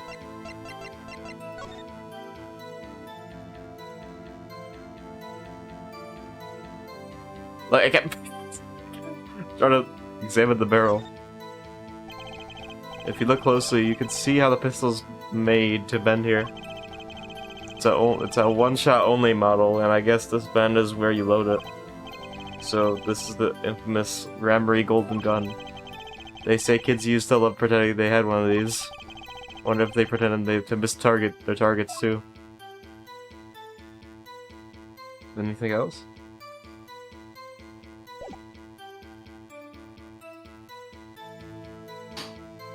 Fires one real bullet. Can you, okay. Yeah, that's like I need one evidence I was missing. The trickiest cases often seem the simplest. Prosecutor Gavin, you missed a bullet hole in the clown's forehead. If you hadn't missed that, you might have come to a very different conclusion. Understand? Oh yeah? But like, I just said, pal. After he shot the clown in the forehead, he went and... He went objectioned. That's what he did. Did nothing of the sort to the victim. The pistol proves he could not. The murder weapon? How? It's quite simple, Your Honor. This pistol only holds one bullet at a time. Oh. That's such a... Oh. If he had shot the clown in the forehead, he couldn't have shot the victim too. Eorg! That's not a contradiction, not even close. All he had to do was reload the pistol after the first shot. Oh? And where did he get the extra bullet? They're not so easy to come by, you know. If you claim the defendant had one ready, then prove to us how he got it. I had a feeling this wasn't over yet. No, this party's just getting started. And I haven't proven anything yet beyond my good looks. It's startling record sales. Oh Okay, my gosh, man. I don't like him. An utter lack of humility. He's much better now. Why was he like this? This is what happens when you put teens in court. Yeah, they shouldn't be allowed here. Yeah. What's this? This seems that the prosecution has another witness prepared. Like I said here, detective is just a warm act, and they have to pass the bar exam and that kind of thing. Like that takes forever. They're not doing it that soon. Like the attorney scenario. And of course, Gumshoe was just the warm-up act. Yeah. Gumshoe was he's not very good. I like the guy, but he's not very good at his job. Who's the actual witness, huh? Yeah, like I said, hair for detective was just a warm-up act. Yeah, the detective's always a warm-up act, Clavier. Now that the audience has got a taste of what's to come, they're ready. Ready for what? You're ready for Freddy? That's what it reminds me of. For my decisive witness, of course. Oh, cholera. Czy to Freddy's Fazbear? Now again, he's back. A witness who you will find can prove one thing for us. That is Zach Gremery who shot the victim in the forehead. I know who it's gonna be. It's gonna be Valiant. You think he's gonna be the witness? Yeah, 100%. There's no way. He is going to be the Who witness. is? Then, oh my gosh. Was Trucy gonna be the witness? That makes no sense. So I don't know. We don't have much people on this case. Yeah, Wait, what if it's Gavin? What if it's Kristoff? It's either Kristoff or Valant, actually. Yeah, it has And to be. if it's Valant, then I'd be disappointed. I actually thought Valant was a good guy. Let's see. Very well. We will pause for a 15-minute recess. This might be my lucky break. I'll need that 15 minutes to talk to my client, Zach. Court is now adjourned. Bye-bye. I'm gonna eat my large lunch. To be continued. Wow, we've seen two to be continueds, and we're still not even 2 hours in. That's impressive. Yeah, there's a lot of to be continued. What's going on? Oh, very impressive, Mr. Wright. I have to say, I expected nothing less. We've only just begun. I was hoping you could tell me a bit more about what happened actually. I did not think... Now I actually have to find that photo again and, Oh, yeah. I don't think you would believe me if I told you. Better that you discovered the truth for yourself. I was thinking of you, you know. I think we need less thinking and more talking. That night in the hospital, what really happened? The way your eyes gleam, Mr. Wright. You'll scare Trucy. yeah, this freaking woman looks like Remorar. Ah! Why can't she remember, though? She got shot, that's why she can't remember. I don't know. She literally looks like Remorar. Okay, so... so that means Lambar's been here then. But Lambar said she wasn't... That's weird. Yeah, it's kind of weird now. I'm really confused. Speaking of which, where is she? Was she blind back then? Yeah. Yeah, you've seen the problem yourself, the letter. Or The maybe one it's gonna be shot in the something forehead. like... Maybe it's gonna be something like, it's her twin sister or something. Yeah. Run right. You're gonna find out, yeah. Yes, and the reason he speaks of. I could not deny my mentor's wishes, even if it meant my own death. Why not? This is something I will not say, for now at least. Oh, you are one of these guys. Okay. I hate this guy. I don't like this guy already. What's this for now business? This is where Phoenix learned it from. This is where Phoenix learned it from, this guy. Actually. Literally. It's like doing the exact thing. I have done many things in my life, some well, some poorly. But this is a cross we must bear alone to our graves. We? You wanted to know about the night of that incident? Finally, this guy sure likes to take his time getting that to the important stuff. Of course, I had no intention of shooting my mentor. I snuck into his room that night at the appointed time, and found there upon his bed table 2 pistols. 2? And another one. 2. Why do Yes. I always find the tiniest pictures in the world? What'd you...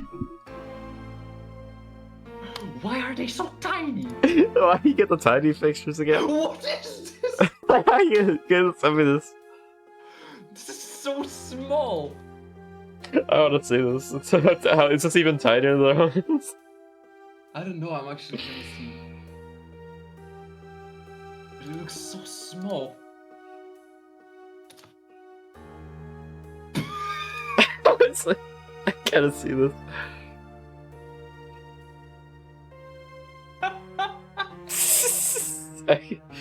I'll show it on stream if you said it.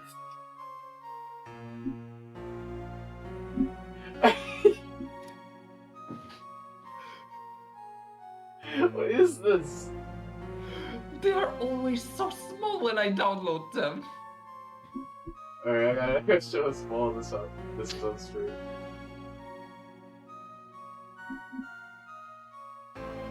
Alright, let me... This is the normal size. Let's make it smaller.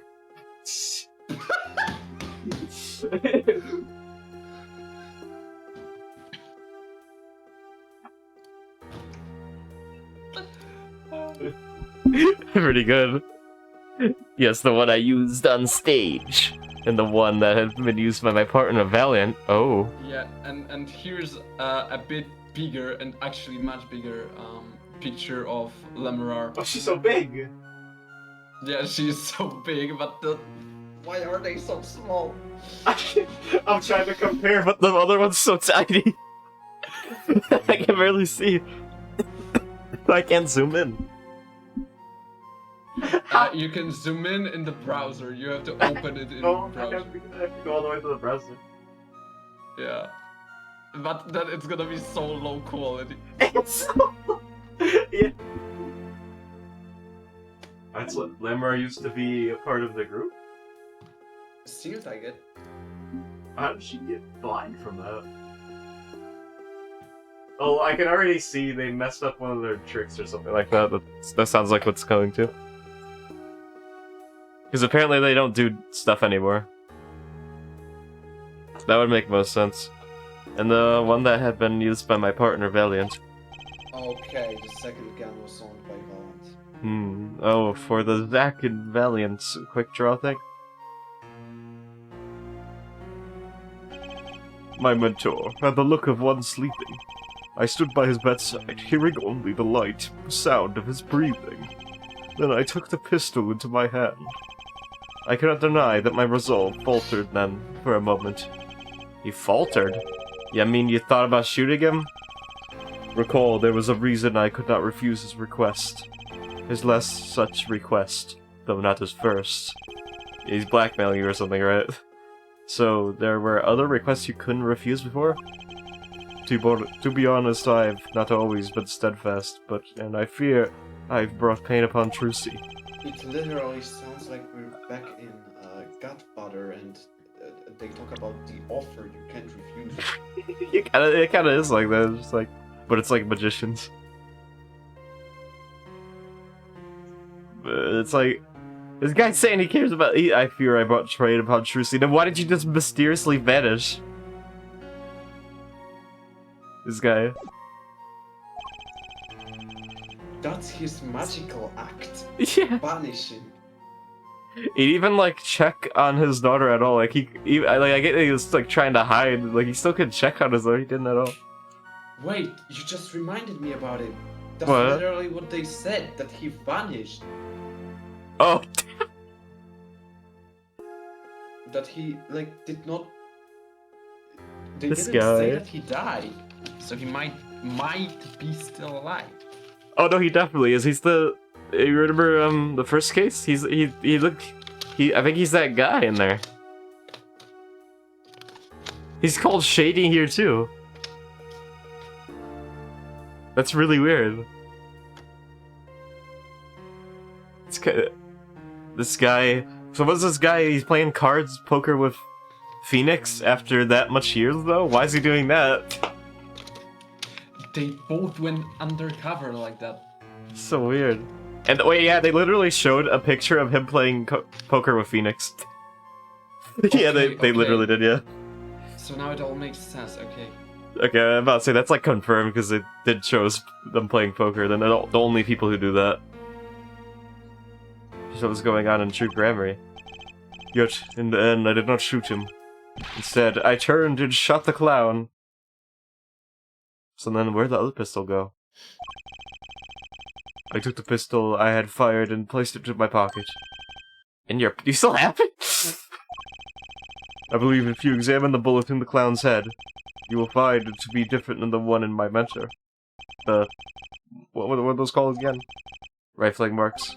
Yes. Well, that is all I have to tell you concerning the case. Okay, that's huge. That's actually huge. Concerning the case. So we know which one it came from. Because the gun they found matches the ballistic markings on the bullet in the head. And it will have his fingerprints on it. Also, he has gloves on, wait. But it also means it was Fallon's pistol that killed the grandfather. Yeah, that must be Valiant's then. It was Fallon's pistol. Really? I did that? What this guy? You mean there's something else you can tell me? Gantz laugh. You are a fascinating man, Mr. Wright. Thanks? Yes, there's something. My mentor, his eyes opened. What? Negative Grammary? The old devil. He was not asleep, you see.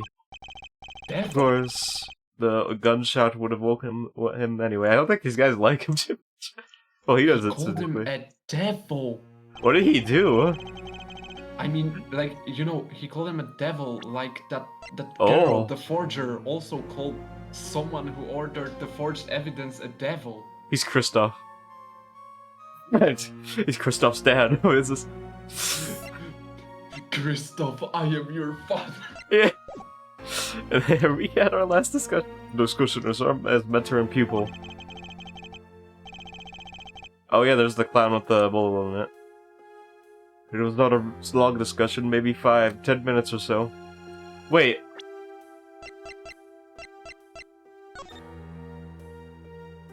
But this was sent to Zack. Why would Valiant get this? Did Valiant send a letter too? He would.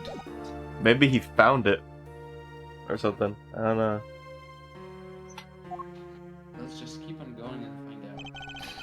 What did you talk about? Mr. Wright, did I not just tell you?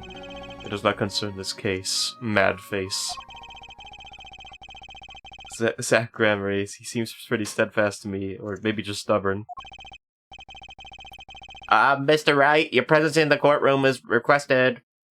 The judge wants you. Once again, I must leave. Sound like a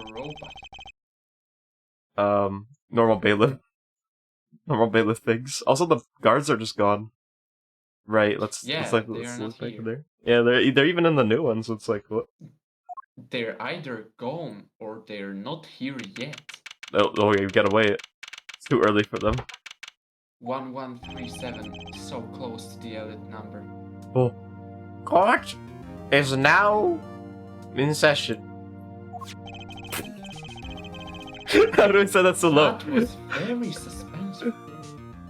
Judge is not. Judge is trying to, like, he wasn't ready. During a recess, a bullet was found and dug out from the clown's head. Well, this is news. And the rifling marks? There wasn't time to do a detailed analysis. Though they did find the weapon type matches the murder weapon. Well, that's not very conclusive, is it? Which is why I'm about to call my very decisive witness. Your decisive witness? How many times have I heard those words? Let's see. Though they often turn out to be far less decisive than you think. Oh, don't worry on my account. I'm quite confident this witness will do the job. After all, he is intimately acquainted with the players in our little production. Oh, okay. being the other half of Troop Cranberry's famous duo, Zack and Valiant. Oh, he's Valiant. Okay, it's Valiant. It's Valiant. Valiant Cranberry. So we get to meet the great Magnifi's other disciple. Oh, he still does the thing. Perhaps we'll start by asking your name and occupation. My name Valiant Cranberry Magician. You're the decisive witness, are you? You can prove your fellow student your partner's guilt. Fate, the grand illusion, filled with traps and tricks. Swing. Wait, the shooting took place in the hospital after 11 o'clock at night. If you're a witness, does that mean you were there that late? If I were to deduce logically, the conclusion is yes. Okay. I always get the characters, don't I? I have an interesting fact for you. You see, several days before the crime, my witness received this. That looks very familiar. Wait. That's the same letter Zack Cranberry received. Yes, or perhaps I should say ta-da. Oh! The hair, though. Order. So quirky like that. This guy is quirky. Quirky Ace Attorney. I miss his killer mustache. And the mustache is not here yet. We'll be there soon. And what does it say? Surely not the same thing. Perhaps you should see for yourself. To my beloved student Valiant, to be I entrust the task of lowering my life. Same thing. Guy could not even change it. Wait, but 11:20. Change the time.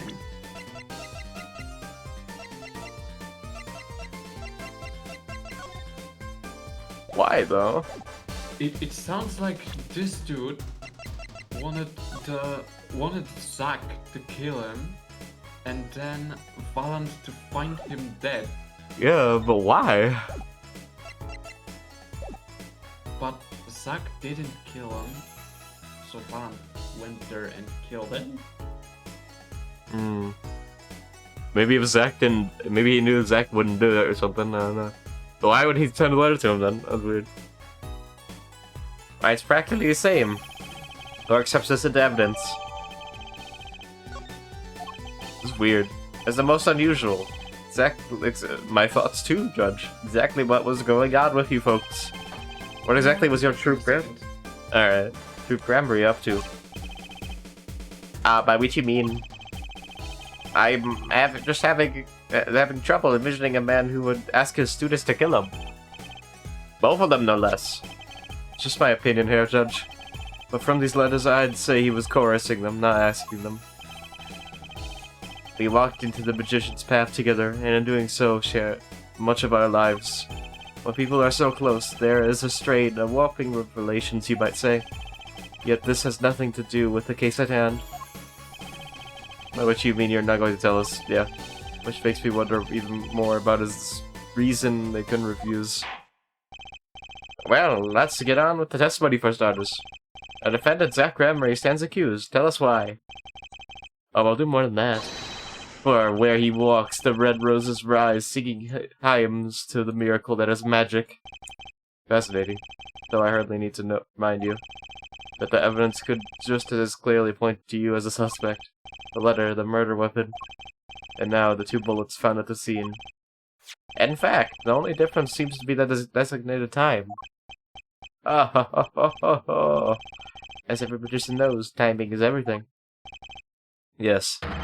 Yes, and now it's time to get this party fired up.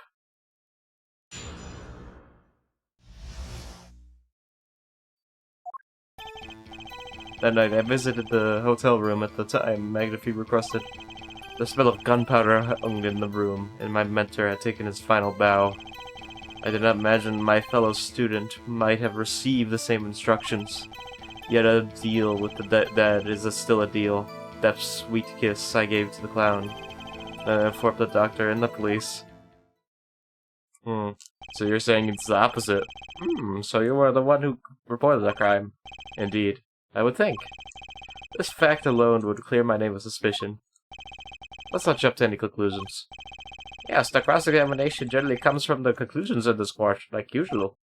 But if your testimony proves to be true, then the defendant, Zach Cranberry, is guilty. And if it wasn't Zach Cranberry, then the killer was you, Valiant. And no despairing act will get you out of that. I kinda will, but we won't talk about that. That night I visit. Back. Alright, we're doing the cross-examination. Let's see. Cross-examine, mother. Stu, which according to the letter was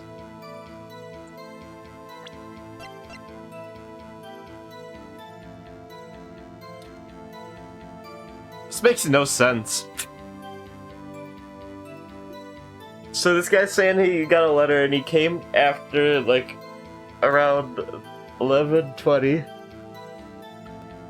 and the kill was around 11 to 11:30 and Zach came in at 11:05. So if Zach shot the bullet and killed him, then Valiant would come in and find him.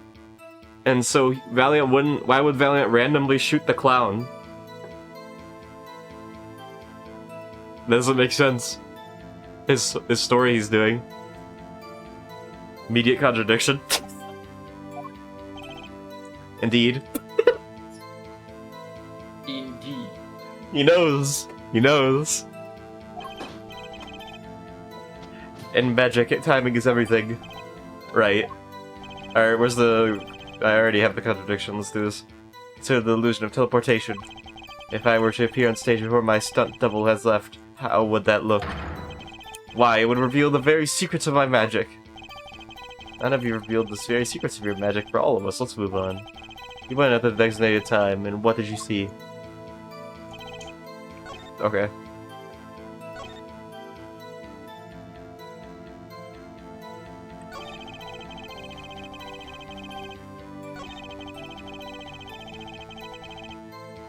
What?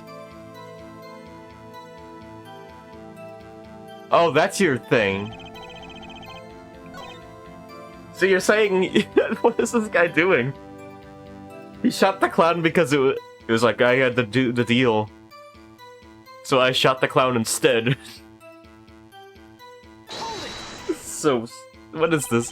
There was 2 bullet holes at the scene. One in the victim and one in the clown. You're saying the one who shot the clown was you?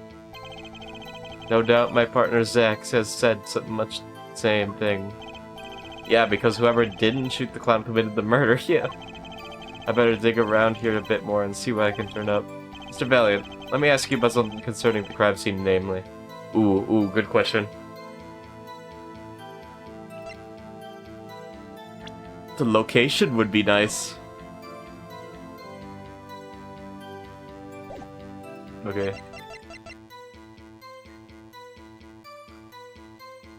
Let's see, is there anything I can get him on with this?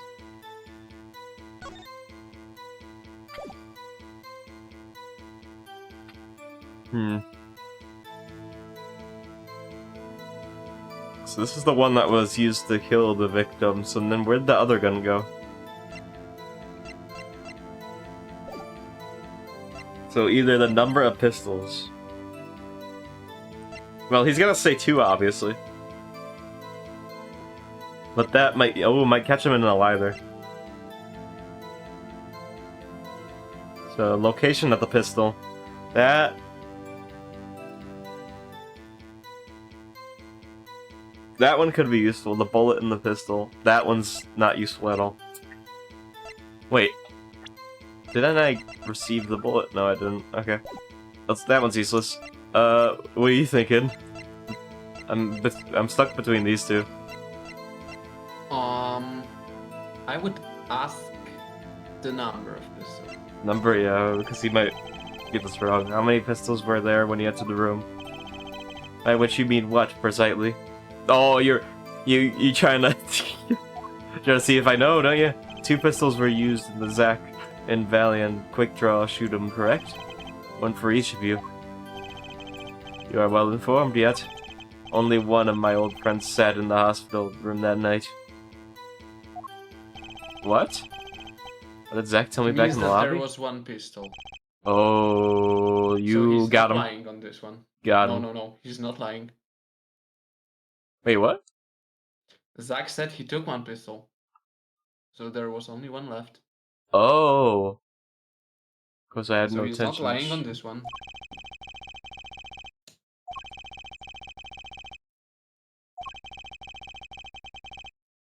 Okay, okay. I see no problem with that statement. Only one pistol is visible in the photograph of the crime scene, after all. Ooh, there's something wrong with that, though. So you picked up that pistol and fired it?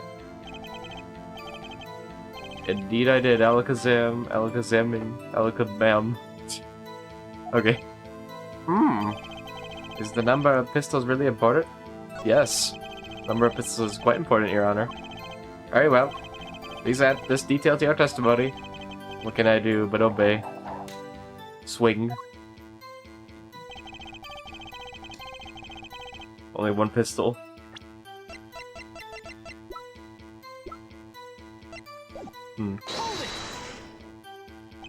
So you took the only pistol there and fired it? That's correct. And that pistol was this one, which was left at the crime scene? Good show, I see you too. You are a magician of sorts. You're an idiot of sorts. Do you have any idea what you just said? I see the fire in your eyes as you glare at the witness. So, how about heating up this trial a bit? These slow ballads bore me. Got a hunch, but maybe that's all it is. Maybe I should ask about something else. Ooh. Ooh. Ooh.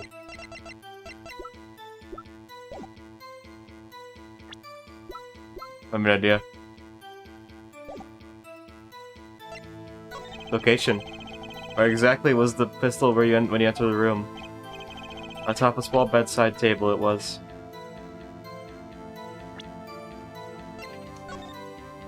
Okay. Correct. As if to say, here I am, take me into your hand, pull my trigger, shoot me.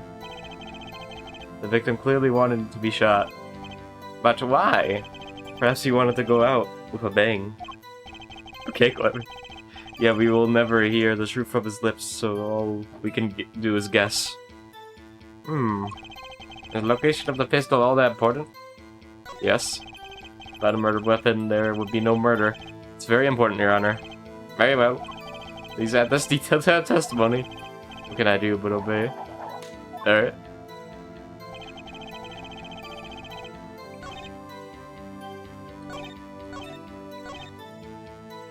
I took up the pistol from the bedside and shot the clown. Okay.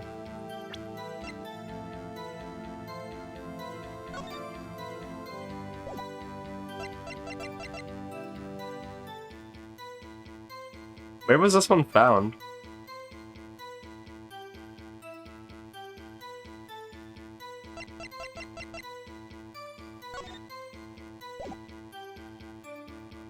Objection! Doesn't make sense. If that's the same pistol, that means it's wrong.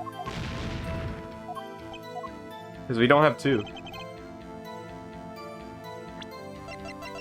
Objection! It's not that either.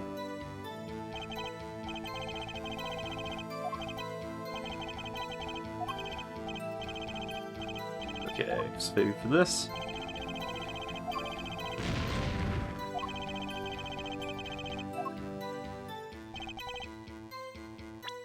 Okay, I took the pistol from the small table and shot the clown.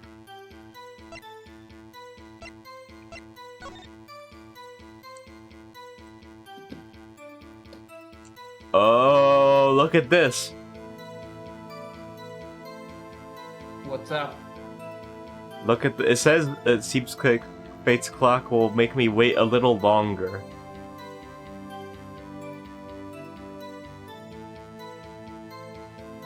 Make me wait a little longer, so that means that one of them went in and didn't shoot. That is proof for that, but that's also forged evidence. Yeah, I think the game needs you to use that first evidence. Can I use it now? Oh, no, not yet. Unfortunately. They want me to use it think at we like the have end. to start by failing. Hmm.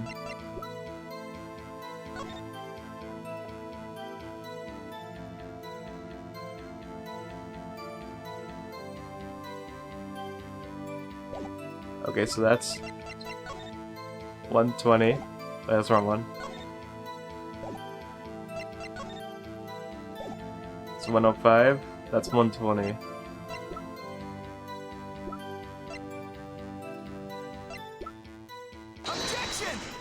Nope. It's definitely not that, then. Okay, let me just press that again, then. It's definitely this one, because they make me change it. Why did you do that? I would think calling the police would come first. And you know nothing of the relationship between a master and a disciple. If your master says die, you die. Do you understand? No. So you're going to die? Certainly not. It was but an example. Oh, yes. In any case, I wanted to fulfill my obligation. A final courtesy to a great mentor, perhaps. Or perhaps not. Perhaps I'm totally confused. This guy's like that. I should ask him about something else. So what's left? The bullet and pistol. Yeah. So, in order to shoot a pistol, you need a bullet. Where was the bullet? I entered the room and took the pistol in my hand. The bullet was already loaded, ready to fire at any time. Makes sense. Magician is always prepared, you see? Prepared for. One never knows when a miracle will be called for. Magician always has 7 doves in his pocket and a white rabbit up each sleeve. Clearly, we're dealing with professionals here. Is this the bullet that was loaded? Wait, what? Is this bullet that was loaded in the pistol? Really so important? Missing something there, but without a loaded pistol, we wouldn't have a murder. It's very important, Your Honor. Very well. Please add this detail to your testimony. Yep, okay.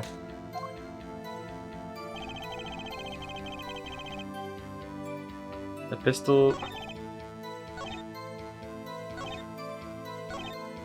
The pistol was already loaded, I merely had to pull the trigger. Do you have anything against that?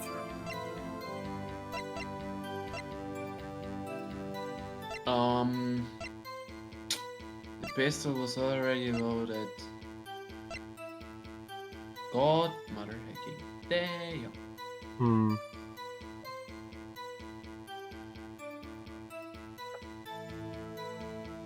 Why were there no fingerprints in this one?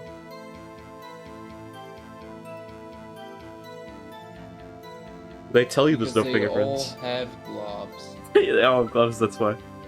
Of course they do.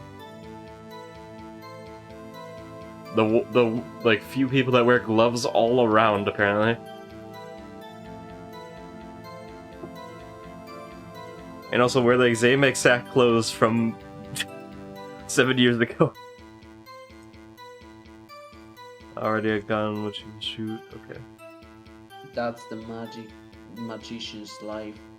It's a magician's life.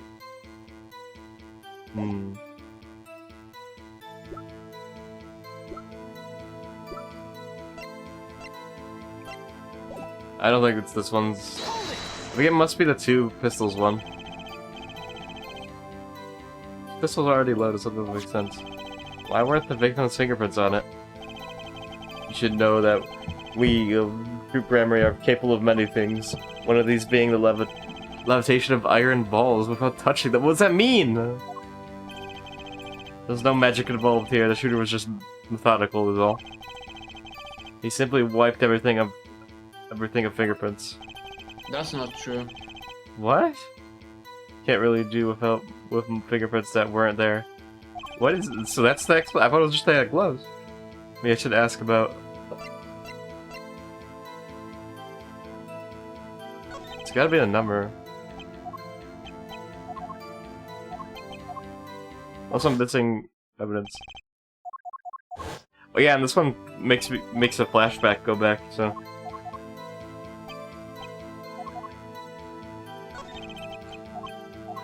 It's gotta be that one.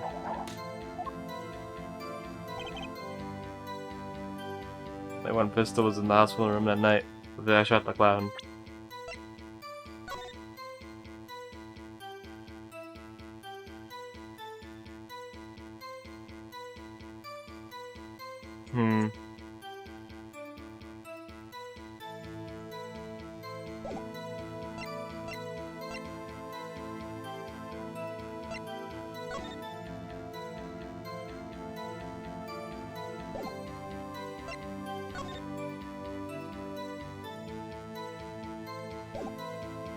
I would shoot the clown.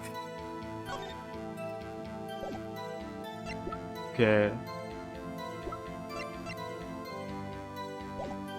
Maybe I'm missing something, let me check. So you informed the police, what did you do then? What do you suppose I did? Use my magic to levitate my mentor's corpse, perhaps? I don't know, that's why I'm asking. Now please answer the question and skip the sarcasm. After I made my report, I called the doctor and we returned to the room. While we waited for the police to arrive, we discussed stomach medicine. We confirmed this with the doctor. It all checks out. He praised Mr. Valiant's knowledge of stomach medicine, in fact. So Valiant did... Okay. It is an honor I do not deserve, but I accept. Both Magpie students received the same letter. Both admit to having gone to the hospital that night. 2 bullets were fired and one of them killed Magpie. Time to check to find the cracks in his testimony. I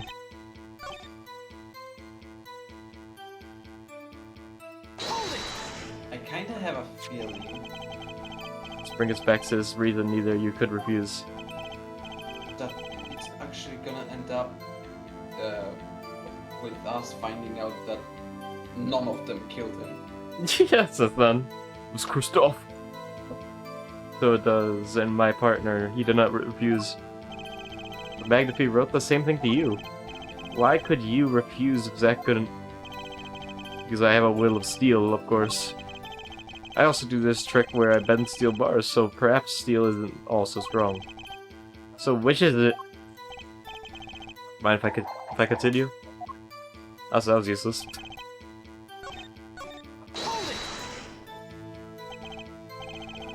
You weren't worried for your own safety at all? I mean, he smelled gunpowder, yes, but what if the shooter was still nearby? Oh! Oh! I did not consider this to be oh! Oh! Oh, a little crack in your testimony there.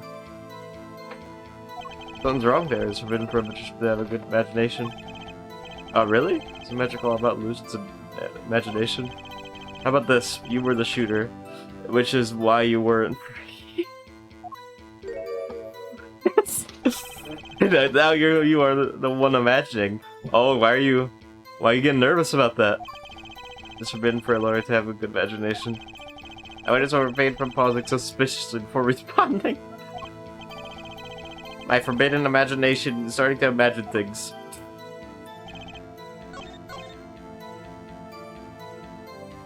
I'll probably do this one. According to that, it was 11:20 p.m. Indeed. Oh yeah, no, I'd see this one.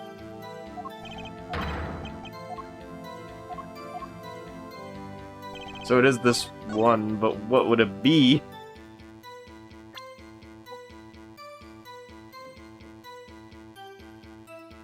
Okay, so only one pistol was in the hospital room that night. With it, I shot the clown. Only one pistol. Okay, only one pistol.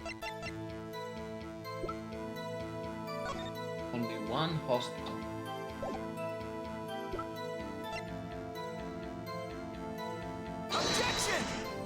Didn't work. I had an idea. Didn't work. Alright, give me game over real quick so I can restart.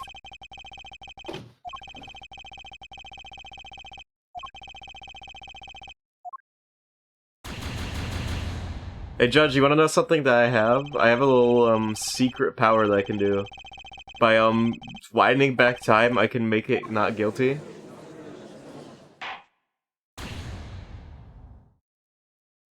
Like this. Okay. Let me... I think I might look this one up because I have no idea.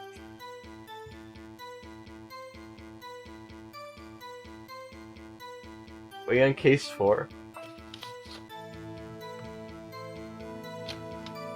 Look around like case 6 at this point.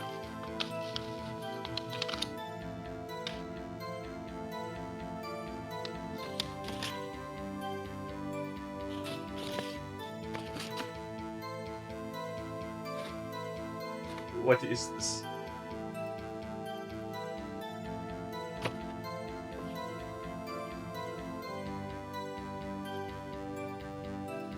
Okay.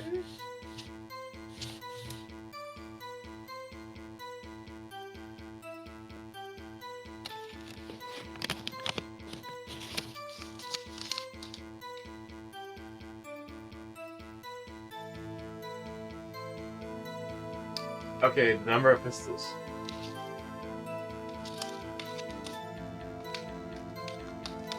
Oh. Oh. Oh, that was it. Okay. I thought I already did this. Yeah, I kind of thought it's gonna be it. I thought I already did that. According to the defendant, Zach Grabbery, when he entered the room, there were 2 pistols on the table. 2? One of those pistols he had used to shoot the clown in the forehead. Then he left with it in his pocket. Of course, this is what he would say. Unlike the hapless clown, we must assume our defendant has some brains in his head. Well, what about, Mr. Valiant has told us? You see, there's something about his testimony that doesn't make sense. What might that be? I told you I took the pistol that was there and shot the clown. That's your story, at least. The rifling might tell a very different story. His angry sprite is so funny. Of course, the rifling marks. Yeah, they. Yeah, got him. Gun shot the victim. It's always. Let's see. Recall what Prosecutor Gavin told us. Spared the bullet taken from the victim's skull with a bullet fired from the gun. Everything marks on the. Why is there so much flashbacks? So much flashbacks. I remember something. There is something I didn't notice. I didn't notice, but you remember that last case where every time they talk about Latouche, they would show the flashback of Latouche saying, "I." It's like what. It would always show like a cutscene of Latouche dying. It would keep on flashbacking that. I did that like 20 times. I remember that. They really wanted to see him dead. They kept on showing it. I was like, I'm so much. That's one thing about that case. I didn't notice it until like someone like called that out. Mr. Valiant, if you fired this pistol, then you shot the victim in the forehead. Ooh. Order! Well, this is all rather sudden. What have I done? Prosecutor Gavin, I will record an apology. Sorry. Sorry for what? You see, I was unaware that 2 of these unique pistols were crafted. Analysis of the rifling marks only proved the type of gun that fired them. Oh. But that's not what you told us before. You said you'd verified the murder weapon. Oh, you sneak. Which is why I'm apologizing to you now, quite sincerely, I might add. Wow, Would you hold me accountable? Sucks back then. This guy. Accountable for a mistake made in my youth. I am young, do not. Please forgive. That was just That's this not morning. How it works. You shouldn't be allowed in this court in the first place. Yeah, I am still young. And I might add, it wasn't really my fault. This guy's really pulling the young guy. If the tenant had only admitted he took one pistol from the scene of the crime, he would not be having this. See, I am young. It's the summoning of this just now. It's a pleasant discussion now.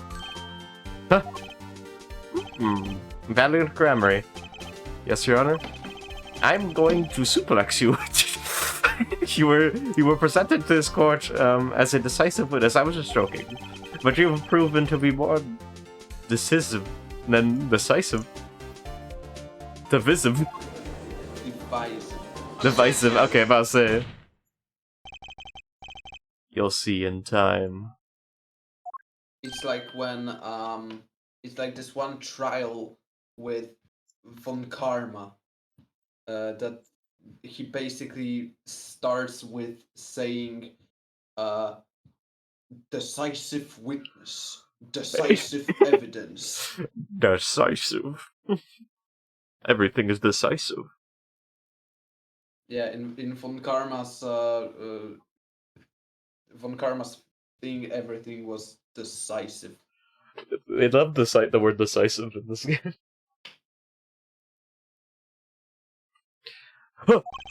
The testimony so far has merely been a review of the facts. The proof comes next. You have to elaborate, Prosecutor Gavin. When Mr. Valiant entered the hospital room, the victim had already been shot. As his next testimony will prove. Hey, right. The real fight is about to begin. Bring it. Oh! Ooh, the classic Phoenix. Very well, the witness will now testify to the court. Help us determine who shot him. Who shot what, I mean. Old Phoenix, right. Here we go. I arrived at the hospital room at the appointed time, which is to say 11:20 p.m. After discovering the body, I fulfilled my obligation and I called in the doctor. The doctor examined the body before the police arrived. He was quite clear about the time of death, 11:10 p.m. And that's useful. And the one in the room at the time was my partner, not me. Ooh. Those times are rather close. You have to admit. You're talking about an alibi established over a matter of fact, minutes. To use a 10-minute alibi discrepancy as a basis of your alibi. It's easy to explain in this situation here, Judge. For example, take our debut hit single, 13 Years, Hard Time for Love. Stop advertising to the court, man. Use this song, press the play button, and it will play for 2 minutes, 15 seconds. This guy memorizes the time of his songs, dude. Do it 100 times, the result is the same. I guess that makes sense. The debut single was only... Definition of insanity. Yeah, he's too deep. I mean, they do have to redo the song, though, I think, many times. They're so used to it. But a ripoff. Magic is a word of utmost precision. Hocus pocus requires admirable focus. Did you really just rhyme that? Wow. I can't believe this guy. That's actually impressive. The only cool thing he actually did during this trial. That was actually impressive. Yeah. And the time of death determined by the doctor therein is an incontrovertible truth. Very well. The prosecution warns us that we are dealing with rather precise times, and we can expect the cross-examination to require the same level of precision. Oh! They are right now so hardly pointing at this forged evidence because it mentions 10 minutes. Oh! Yeah, okay, that's probably why I got to then. I would hope the defense They refrains from so its customary broad. precisely point at it. Wait, I didn't even notice.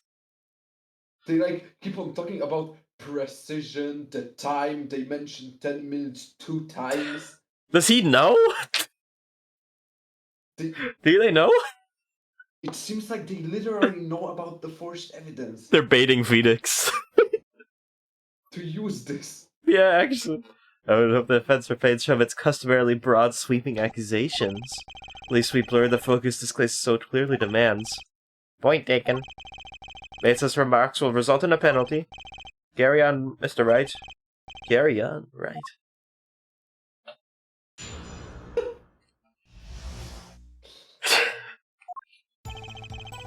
Okay, so... Alright. Where's the time one? Yeah.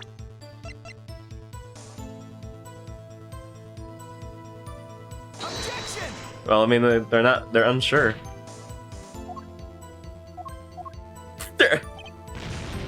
I guess it is the time. Alright, well, where is it?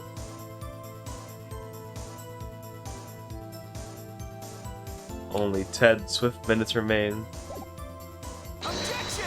No, it's not that yet. Alright, I'm pressing then.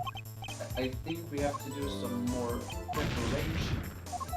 We gotta press first. I thought they'd just allow me to do it. I don't think I'm stepping out on a limb to say I have some doubts about this. How could the doctor be so precise at the time? We do usually only get an estimated time of death, true. I'm not sure I've heard of a verified time of death. Yeah. Music revels in making the complex appear simple, but reality is the opposite. What appears complex in this case is a simple matter of subtraction. I see another person has done their arithmetic homework. The point here is the IV the victim was taking. It's quite visible in the photograph of the scene. Recall what we heard earlier about the victim Magnifi Granbury's schedule? Every night at 11, Magnifi took an IV drip for 30 minutes.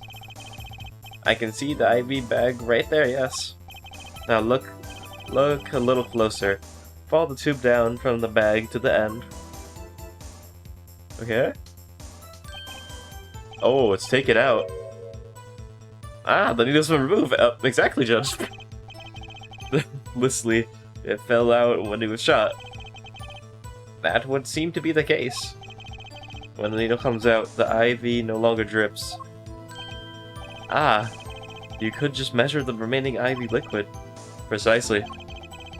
The IV liquid functions for our purposes, as an hourglass of sorts. This is how the doctor determined the time of death. From the amount remaining in the bag, it was determined that the IV had stopped 10 minutes after administration began. Ooh, so this is kind of like... This is really difficult then, now. So it was when I, Valiant, entered that room. 10 minutes had passed since that horrible crime was committed. This was proof. Well, Mr. Bright. Did that seem important? Yeah. Well, seeing how it is the biggest clue we have to the time of death, I'd say it's very important. Agreed. It would be hard to imagine a more precise way to determine the time. We hold the power of arithmetic. Very well. The witness will add this testimony to the... Do it. Do it. I realized I messed it up, so I was like, oh, whatever. Sometimes the most magical thing of all is the truth. The water of Springs... What? The water of life springs not eternal. The remaining IV liquid proves my innocence. That is a statement. Wait.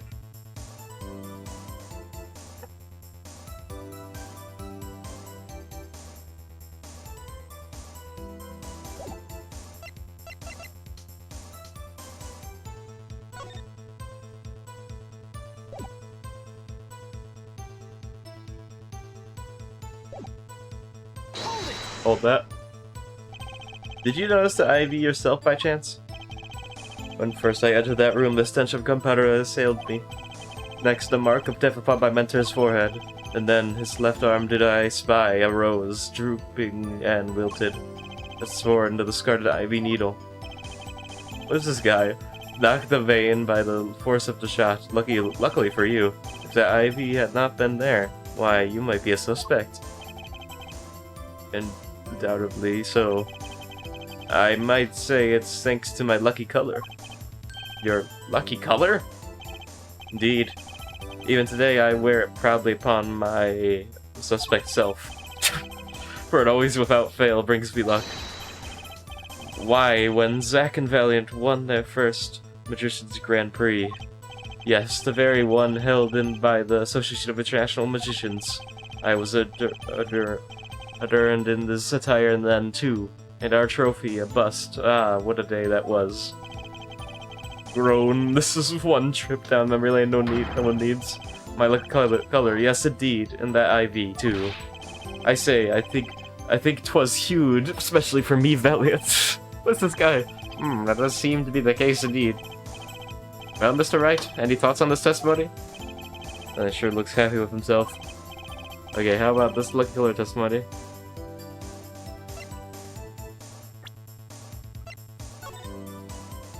Is there contradictions? Wait.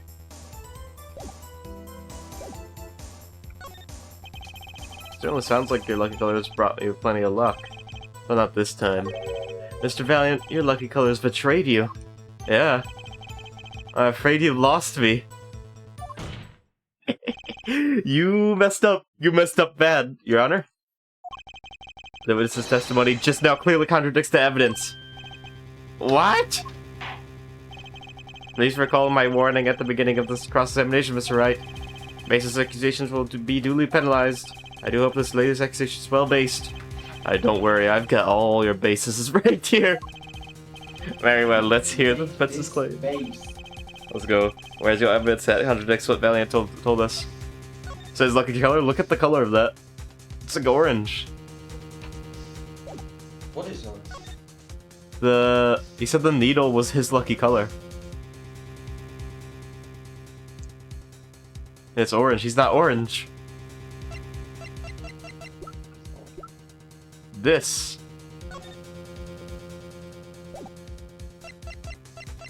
Pretty sure that's the thing. The crime scene tells all, Your Honor. A photo of the crime scene? All this talk of color has me yearning for black and white, clear-cut simplicity. Tell us, Hair of Right, just where is the contradiction in this photo? My pleasure. And I assure you, it's quite simple. But I can't promise anything in black and white. Alright, let's see what you have to say, Mr. Wright. Other than this photo contradicts this.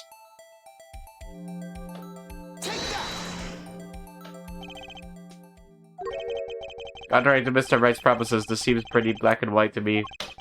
Agreed. That's not it. How's that? You're wrong. That black and... Oh my gosh. They're just a bit unhinged. The color of his clothes, right?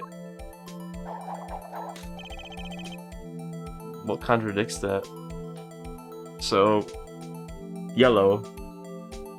Wait, so again, what does he... Now that confuses me. I thought it was the... I thought it was the thing. What he says? I thought it was the color on the needle, because you can see. But I guess it's not that. Yeah, but what exactly this dude says? We're trying to find a contradiction to. See if you can see it.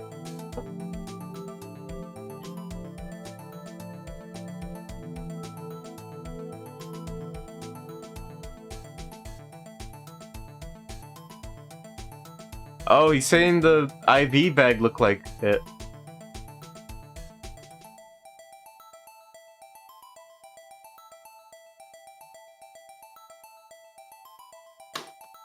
Okay, some of the IV.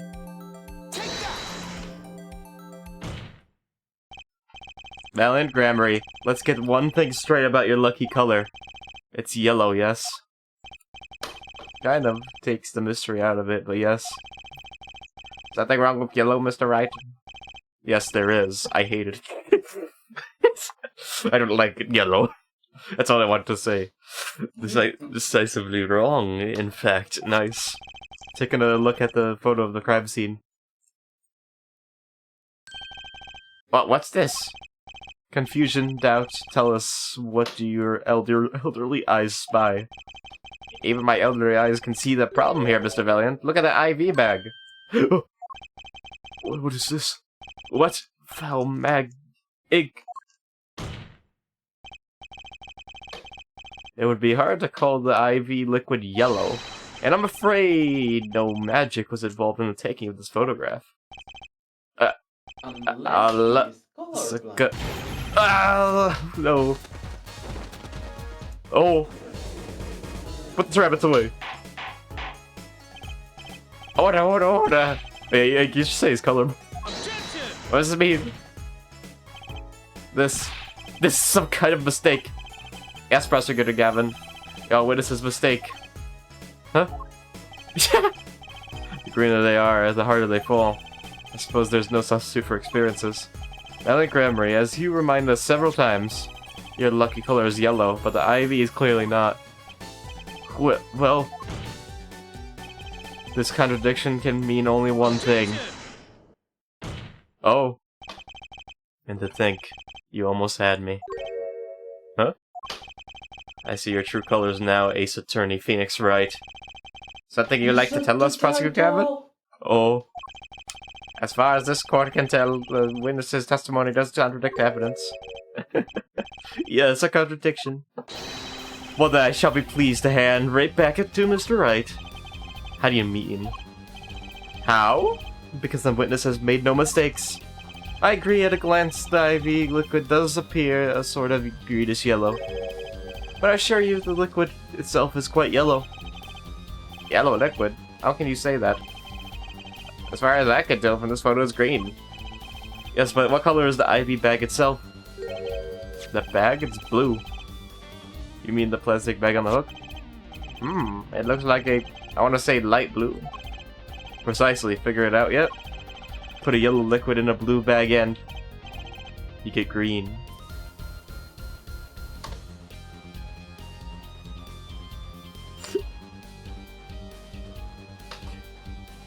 I don't think that's how that works, but okay.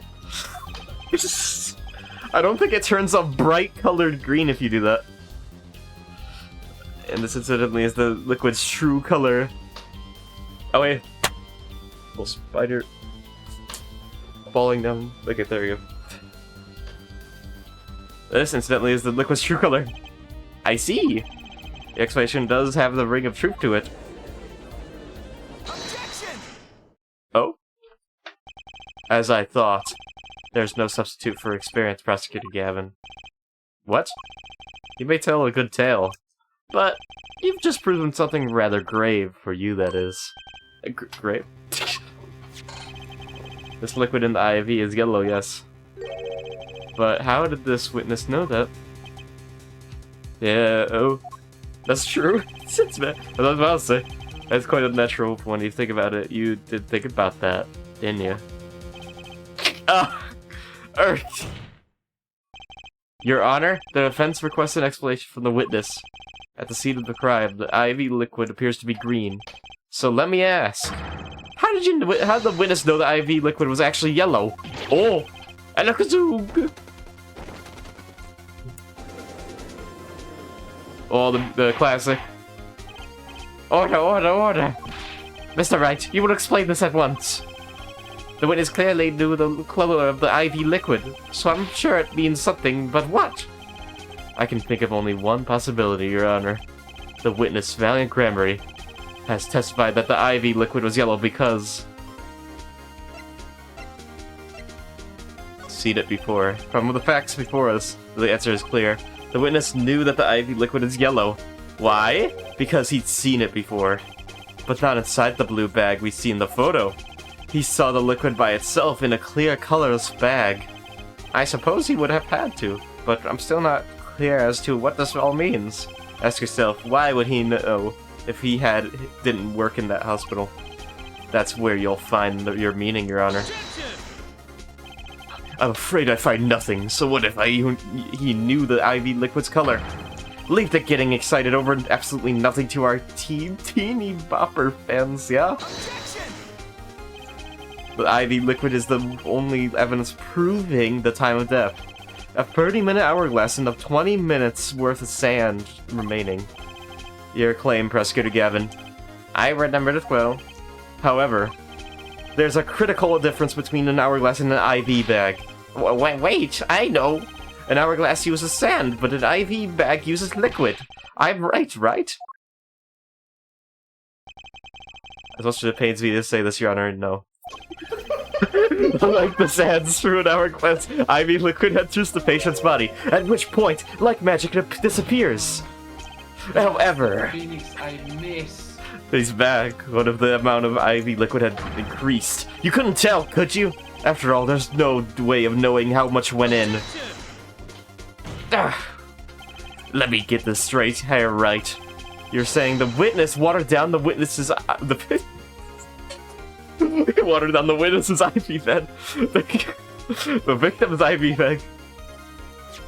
Not with water, but with IV liquid. That's how you knew the IV liquid was yellow. Now wait. I said wait! Now, how might an amateur such as myself essay to perform such a task? I'm an amateur too, but I can pour water into a cup. I'm afraid there's quite a big difference between a cup and an IV bag. Quite. Can you prove our witness is capable of such a feat? He has a point. Amateurs. I'm just sick of this. I at least would have some... He's just done. Would have some difficulty pouring IV liquid into that, but he's mad at it, right? Because he said that. You don't need to be an amateur. He's really mad about that. To see the look on the witness's face. He added liquid to that IV to throw off the time of death. I tire of these fairy tales lacking evidence. Well, Mr. Wright, any solid evidence to bring us back down to Earth? Valiant Grammary. I'm afraid your magic won't serve you well in a life of crime. Might I ask you what you're strongly suggesting? Magic relies on props, and props become evidence. Our witness is clearly able to increase the amount of IV liquid in the bag. All he had to do was work a little magic, and the prop was...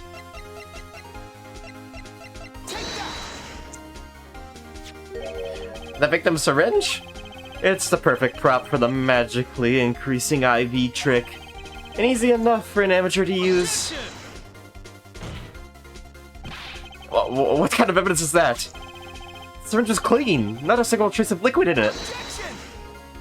And don't you find that odd, Prosecutor Gavin? What? The victim had the syringe to administer his insulin shots. There should have been traces of insulin left inside. Huh? Well, Valiant Gregory, as you pointed out yourself, the IV liquid makes the perfect clock. One that you could manipulate at will. I look up. Oh, wait, where did that bird come from? Oh, that was pretty easy. I do believe, well, with this being his first, that the burden of this trial has been a bit too much to bear for Prosecutor Gavin. Poor little Gavin. Slow down. Poor little Gavin. He's just starting. What is this? I'm afraid that, well, there is a doubt as to the amounts of IV liquid in that bag. The time of death cannot be proven. And that brings our trial to a close for today. I'm actually happy about this. Well... Wait a second, so I'm kind of surprised. So he won the trial against the yeah. balance? So what's gonna happen then? I thought it was the trial where he gets faked. Maybe, oh, maybe there's gonna be objections to that. Maybe I could squeeze an extra day out of this. Oh, I can do a little much-needed investigation work. Oh, okay, I see. I see there are no objections. What is it? Yeah, okay, there we go. There we go. There we go. There you are. Truly, there's no substitute for experience. Nothing blinds one to the truth so effectively. Huh? A word to the wise. Underestimate the young and they'll sweep your feet out from under you. In a way you never ever expected. You see, I know exactly what you're thinking. What's he talking about? He's telling the witness that he used the syringe to manipulate the seat level of the IV liquid. There's no proof. There's no proof he didn't do it either. Yes, quite true. Huh? He's admitting it? Nor was this witness quite as decisive as I'd hope. This I admit. After all, why linger in the past when the truth holds so much? You have something in mind, Prosecutor Gavin? Proof here, Judge. I have another way to prove my case. With evidence, no less. What's this? This is the Oh! Here comes the... This is the victim. We're pulling out the forged evidence. Yeah, here comes Magnifique Grambury's diary. Diary? After going into the hospital, Magnifique began writing his memoirs, it seems. Like Lemrar? Literally, that's what I... And the story of his birth is startling the debut and of a meeting with his disciples. Seems he intended for the last chapter to end quite appropriately with his death. Wait, that book doesn't say what the reason was, does it? The reason why his disciples couldn't refuse his last request? Sadly, it does not. What's important here is on the last page. Apparently, the victim wrote in his journal that night, even after the IV had begun at 11 p.m. Let's read it, shall we? IV is in. Maybe the last. I leave the rest of them. First should come soon. This journal may end here. This does appear to have been written just before his death. Made to go on the defense of this. I can't read it. The court accepts this as evidence. Okay, let's go. Read the very last part with very particular care. This journal may end here and or may go on, but not long. That depends on his hand. Of course, by his, he refers to our defendant, Zach Cranberry. That would make sense, yes. He was the first scheduled visitor, after all. But look at what he said before that. This journal may end here and may go on. It may go on. Maybe Cranberry intended to write again. That is, if Zach Cranberry didn't pull the trigger. The page was ripped. But this is fake? Yeah. Where's the real page? Fake.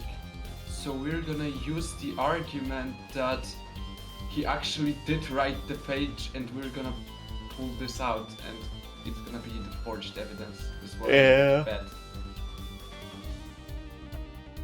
Okay. So how it's gonna work not in our favor? So, Zach Cranberry did pull the trigger. Let's see, the defense understands the meaning of this. The victim's diary does not go on. It ends. Because Magnifi's life was brought to an end by the defendant, Zach Cranberry.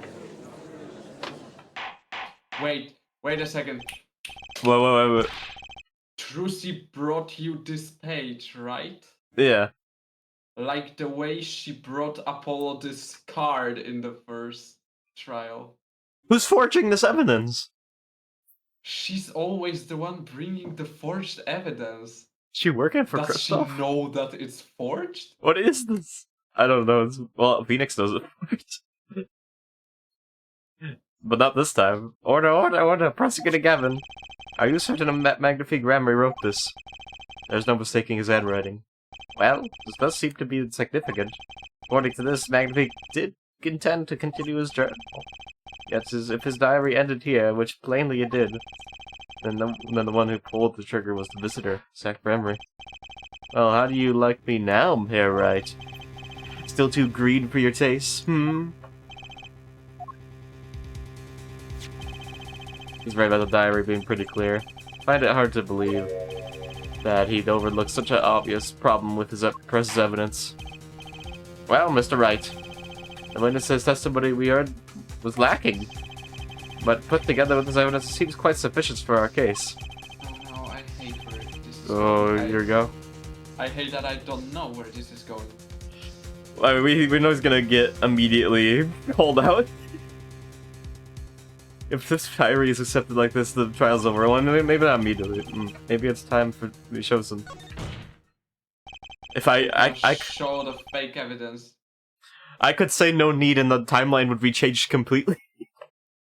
Yeah, I actually wonder about it. No, I think they would just. No, they won't would let do me. the same thing as always. Yeah, they won't let. I'm left with no choice but to show my own evidence. What? You have some evidence that overturns this diary?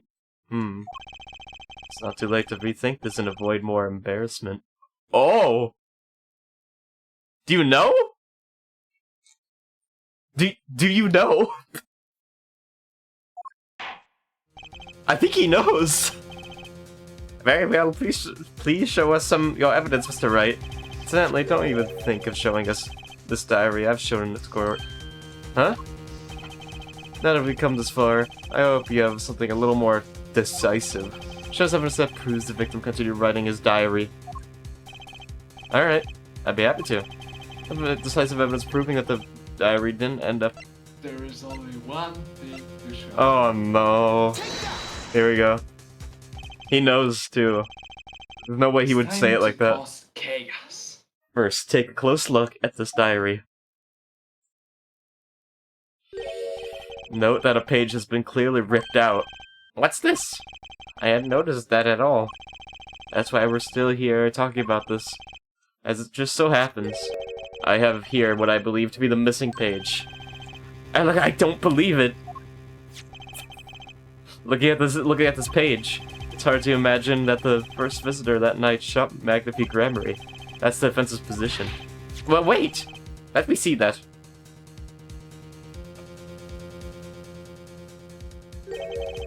What in Sam Hill? Why is this the continuation of the victim's diary?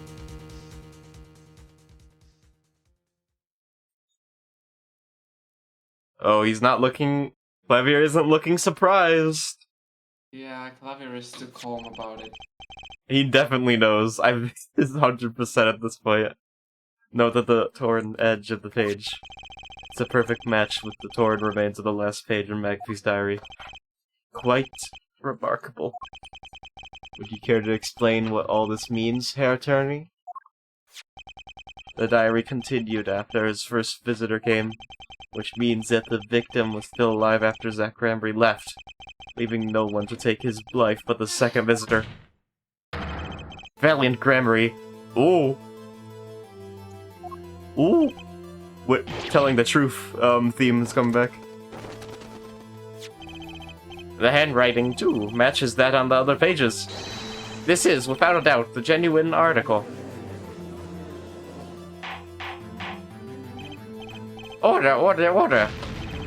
But wait, this is impossible! That old man couldn't have written that. Whoa, whoa, whoa, let him speak, let him speak! Oh no.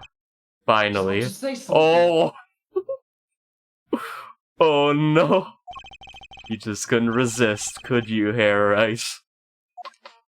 Yeah, he knew. Resist what? Presenting solid evidence? Herr Judge? Yes? Prosecutor Gavin? Might I request we put the current cross-examination on hold? Prosecution would like to call a new witness. But Prosecutor Gavin! This evidence overturns the current witnesses. I ask only to put it on hold. Please, my new witness has a very important piece of testimony to give. 5 minutes, no more. I promise, Your Honor. Well, if you put it that way. Mr. Wright, what's your take on this? Well, Your Honor, judging from his enthusiasm, we'll have to hear the student testimony sooner or later anyway. So, it might as well be sooner. Though this is highly irregular, we will put the current cross-examination on hold. The witness may step down. Now, Prosecutor Gavin, please bring this surprise witness to the courtroom. Is it the person who forged evidence? No, who is it? Was it the actual forger? I had a bad feeling just then. That ripped out page was too obvious. He must have known. It was pretty obvious. I should have known it was a bad sign all around. Oh, yeah. Yeah. Holding trial with no audience is a first, even for me, Prosecutor Gavin. I beg the court's understanding.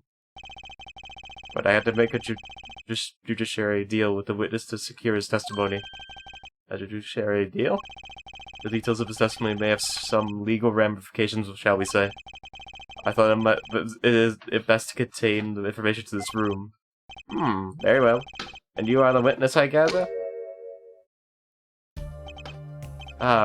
Yes, of course. Yes, sir. State your name and occupation for the record?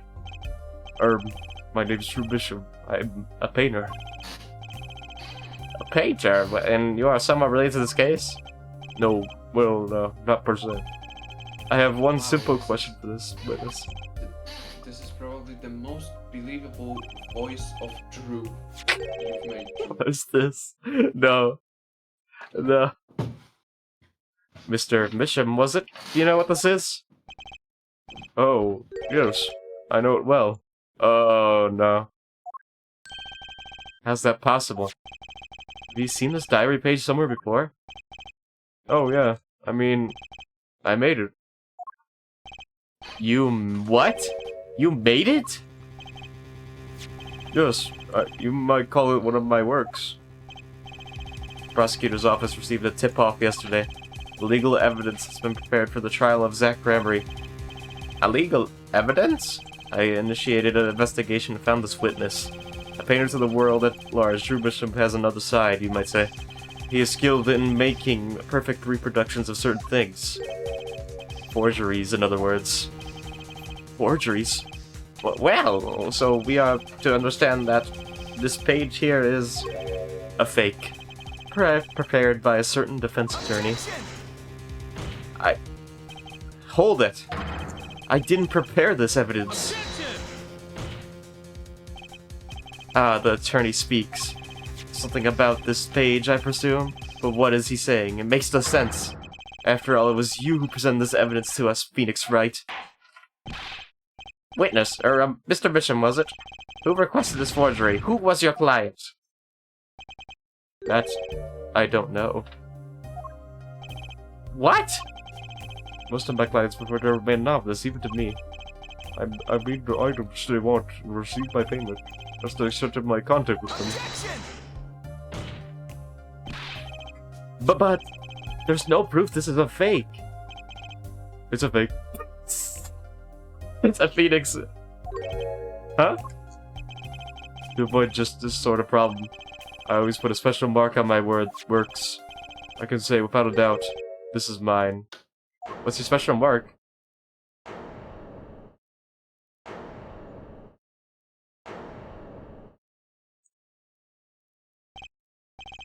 Mr. Wright?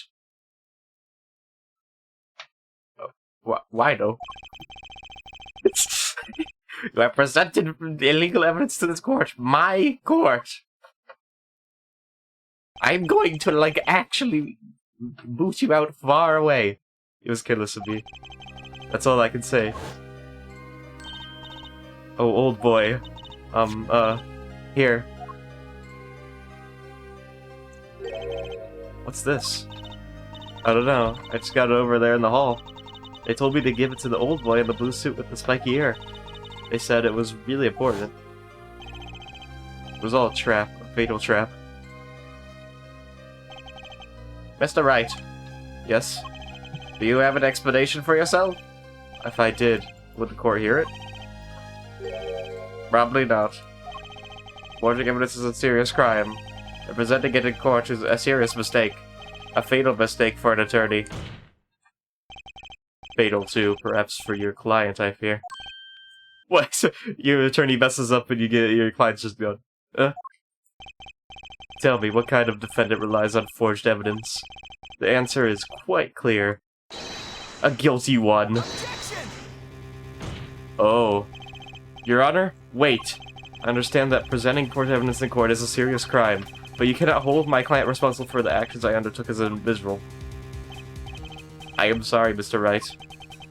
Your Honor? Another close call, I dare say. If the prosecution's office hadn't received that hot tip, everything would have gone the way you wanted it to, yeah? I even gave you a chance. Too bad you decided not to think before embarrassing yourself. I see no need for further discussion on this matter. Special witness dismissed.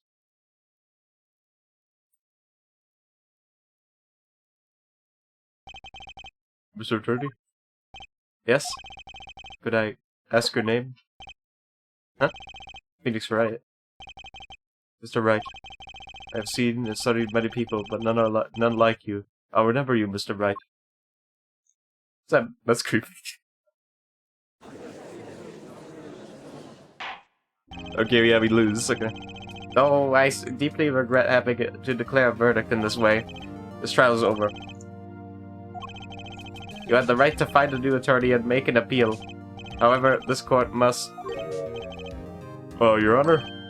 Yes, Mr. Zack? There's one thing I wish to make clear. Today, in this courtroom, you cannot declare me guilty. It is impossible. I'm afraid the defendant is quite mistaken. I most certainly have the authority to declare a verdict on you. Except, tell me, how do you plan on announcing your verdict when your defendant does not exist? What? Does not exist? What are you talking about? I am talking about this. Say, where'd he go? And he vanished. He's just gone. But Mr. Enigma. The defendant's escaped. Find him, quick. Bailiff, close all the exits from the building. On the devil, he must not be allowed to escape. Oh wow, that day in the courtroom, a miracle occurred. The defendant, Shady Enigma, aka Zach Reverie, did not just escape from court. He literally, unbelievably, vanished. Right before the bailiff's eyes. No one ever saw him again, not since that day.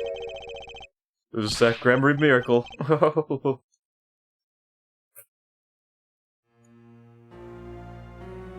Watch, I bet he did it too. The verdict was declared.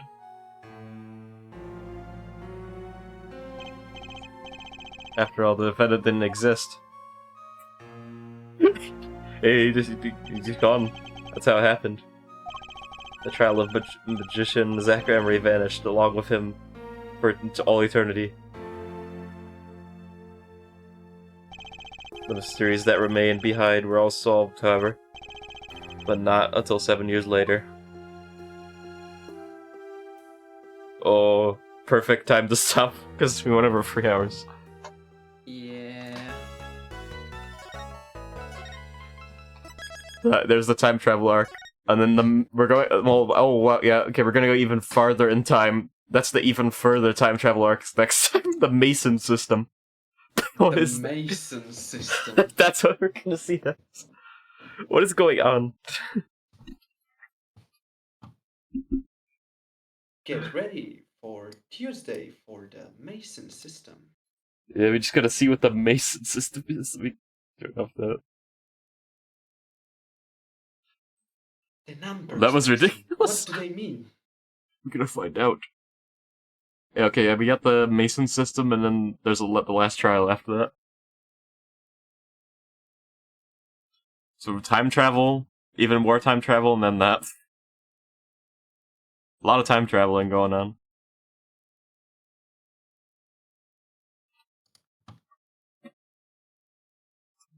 Alright, well, I guess that'll be then, and we'll do that next week. Finish that up. Oh, and then the Resident Evil 2 thing's coming up. Oh, wow. Okay, I gotta plan this out. Alright, well, see ya Tuesday there. And see you then. Bye-bye.